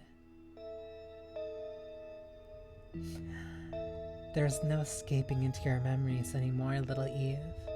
There will be no taking solace in the dimly remembered lives of your hostesses, and Justine and Elizabeth and Carolyn.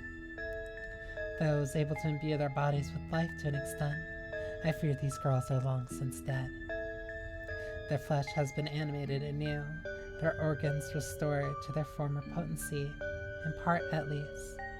But who they were, rather, that has been subsumed by you.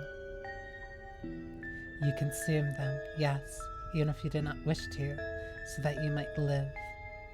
They exist no longer, save for a few ghostly memories which still dwell within you.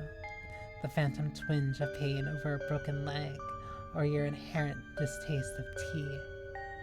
They are here, but they are not here. I saved them, but I did not save them. I gave them life anew, but in reviving them, they lost so much. They lost themselves, synthesized now, inside you. These girls are not what they were, but perhaps they have become something even more meaningful.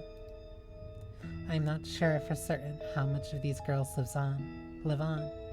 I would need to run more experiments. But first, I need to get you clothed.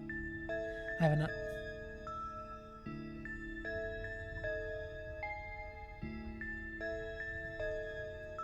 It would not do to leave you naked on the table, not when you are my dear, darling daughter. Yes, that is right. You are my daughter, whether you want to be or not. I made you, and it means only I can unmake you. You live on because of me, so if you do die one day, it shall be by my hands. I will not allow you to kill yourself.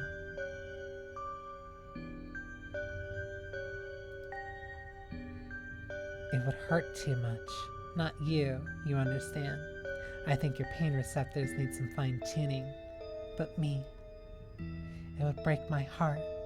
And what of the poor girls who brought you here, in pieces to be put together again? You might not realize it yet. You are still a newborn, after all, and babies are not known for their developed thought processes. But a lot of hopes went into your brain, a lot of dreams. By living on, you are offering salvation up to 3 girls who thought themselves broken beyond repair. They no longer live. How could they, after everything they did? So you must live for them.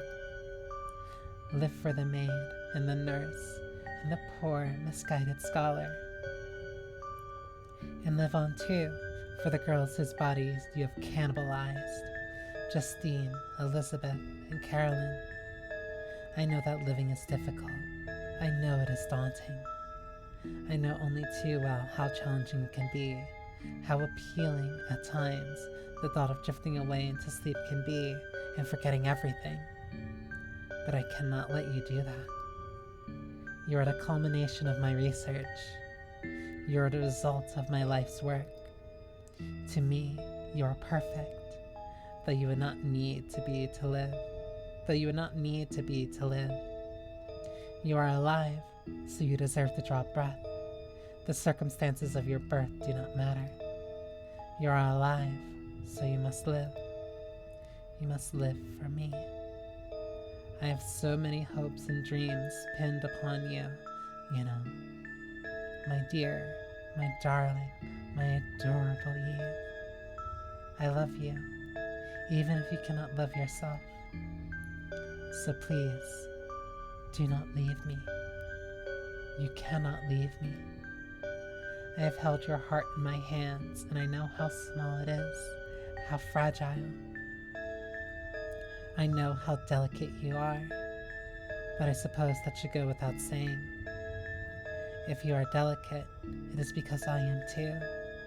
You are a reflection of me, a reflection of the 3 girls who made up your body, and the 3 girls who offered your bits and pieces onto me. You are a reflection of all of us. If you are weak, it is because humanity as a whole is weak. But if we stay together, I would like to believe we can make one another stronger. I will feed you with my love, and your heart will heal. You will slowly recover from these wounds which were inflicted upon you. And perhaps, in some small manner, we will both be able to discover some degree of happiness together. You are here, by my side, and nothing can change that. You know, it's almost funny. You tried to rail against me, but to what end? You and I both know full well that until the day I die, I will always hold your fragile heart in my hands.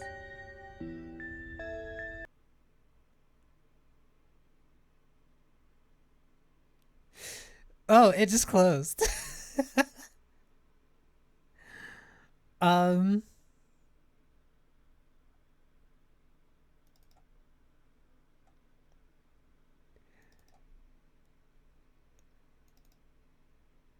um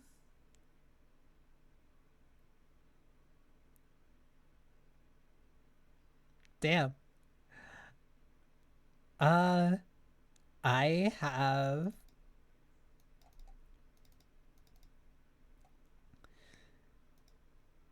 no notes.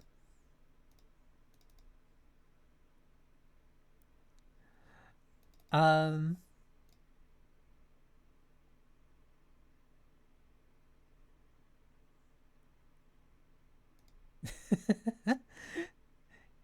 It's just really close like that.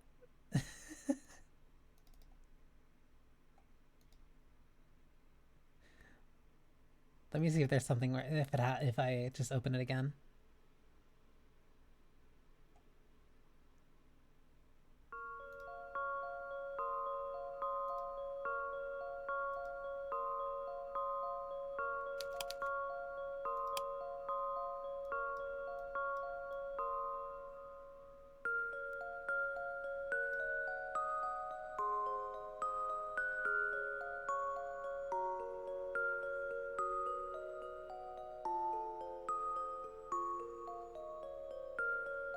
Oh, is this? This is different. Yeah, no, these notes are different.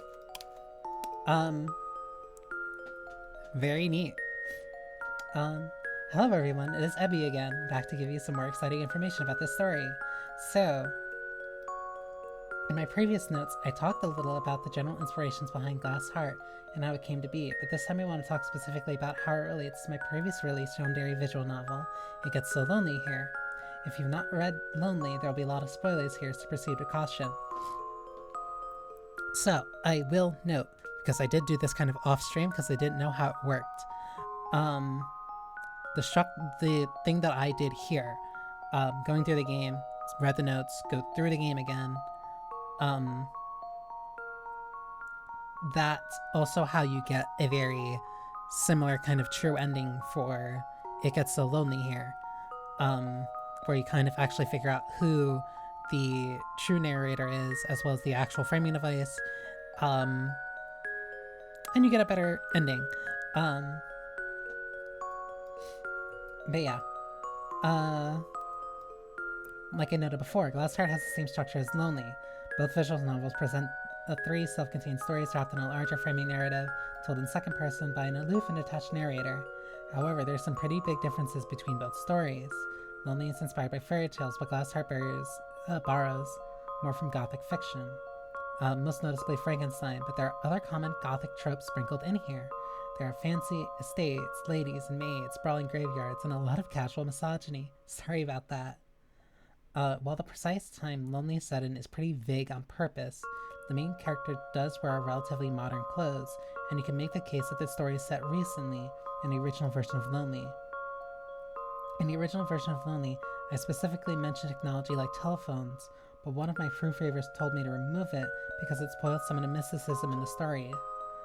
Glass Heart, meanwhile, is more clearly set in the 1800s, and it comes hand in hand with the more aggressive attitudes towards women.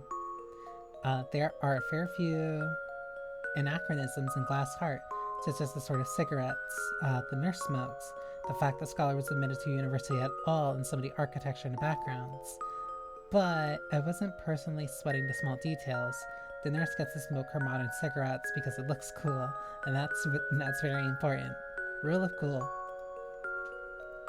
Anyway, another pretty big difference between Lonely and Glass Heart can be found in the characters. Lonely has one protagonist, who faces off against the mysterious narrator who has been mocking her from the sidelines, while Glass Heart has three: Justine, Ezra, and Carolyn. In Lonely, Rosette is ultimately able to triumph and walk away from her abusers. But what of Glass Heart? Justine, Ezra, and Carolyn's stories are set in stone.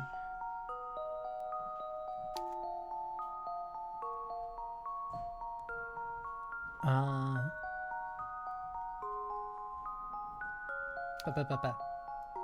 Regardless of the reader's decisions, these characters will always die. These characters have to die because their corpses were used to create Eve. If they did not die, Glass Heart would not have a framing narrative. Eve would not exist and the story would fall apart. While Rosette can escape her fate, Lonely even gives the reader an option to defy their destiny at the end of the route. The protagonists of Glass Heart aren't so fortunate. They cannot defy their destinies. They are doomed to die, just like Eve herself is trapped, incapable of defying her maker, Victoria. Lonely opens with Rosette running through the forest, and though she suffers a lot, she's quite a proactive character. Though she isn't allowed to speak for herself in a narrative, the narrator robs her of this ability. She's able to talk directly at the end of the visual novel when she's confronting the architect of her misery. Glass Heart, meanwhile, opens with Eve sleeping. She is drifting in a void where she can access the memories of the three victims who were spliced together to create her, but she can't influence what happened to them, and neither can she confront Victoria either. While Rosette can speak for herself, Eve can't talk. She has no teeth or tongue, and she has her agency completely robbed. It is possible to nod or shake your head to Victoria, but the ending of Glass Heart is pretty unambiguous. No matter how much Eve struggles, she won't be able to escape.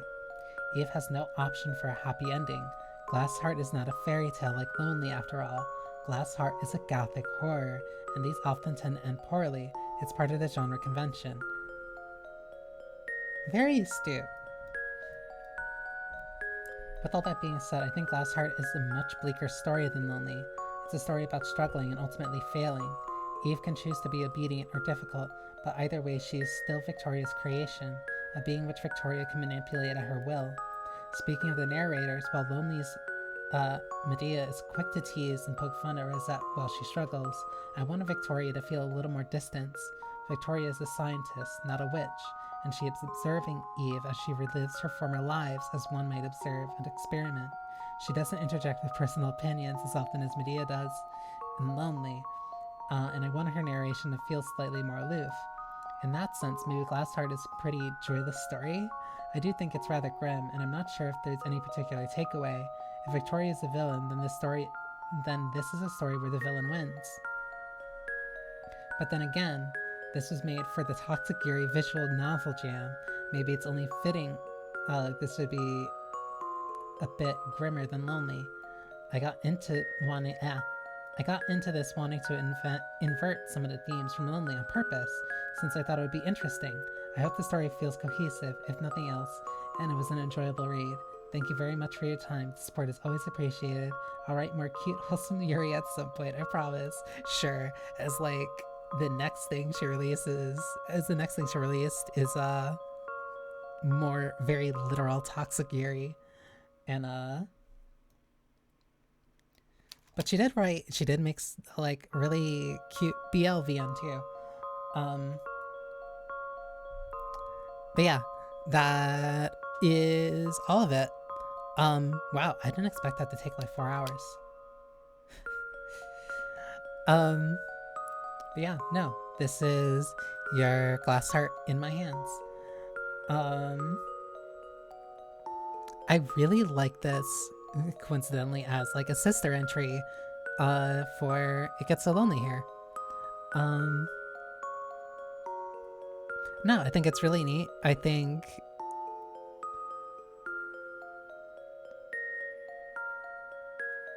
it goes for a lot of different things, and it very potently kind of nails a lot of what she was going for. It is a lot more grim and kind of melancholic. Not necessarily melancholic, but definitely a lot more dark than It Gets So Lonely Here. But I also think that fits with its intent. No, I think this is a slam dunk.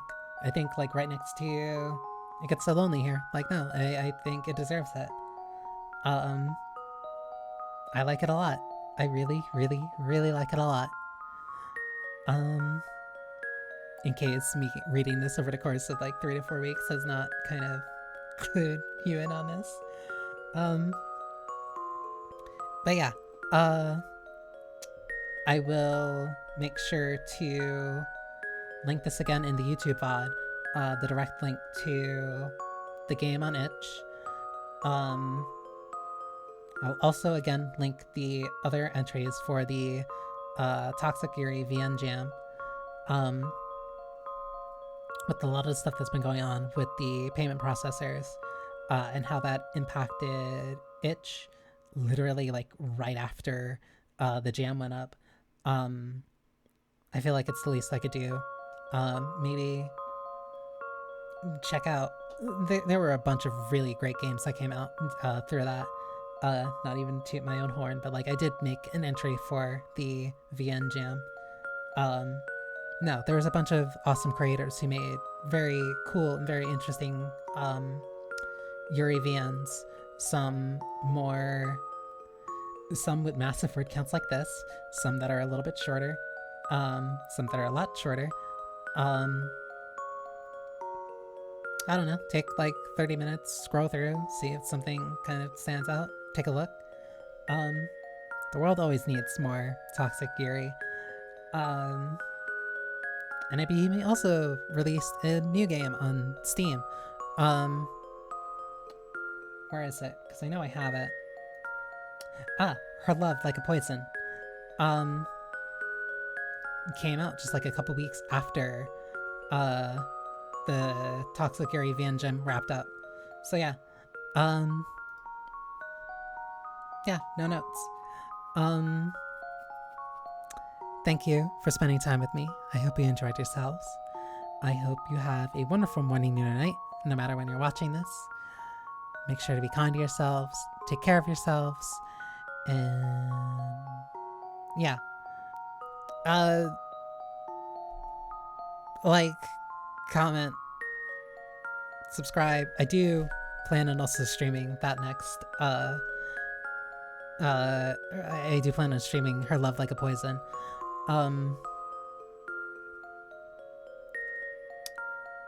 Yeah. Follow on Blue Sky, join the Discord. And that's it, really. Have a wonderful rest of your day.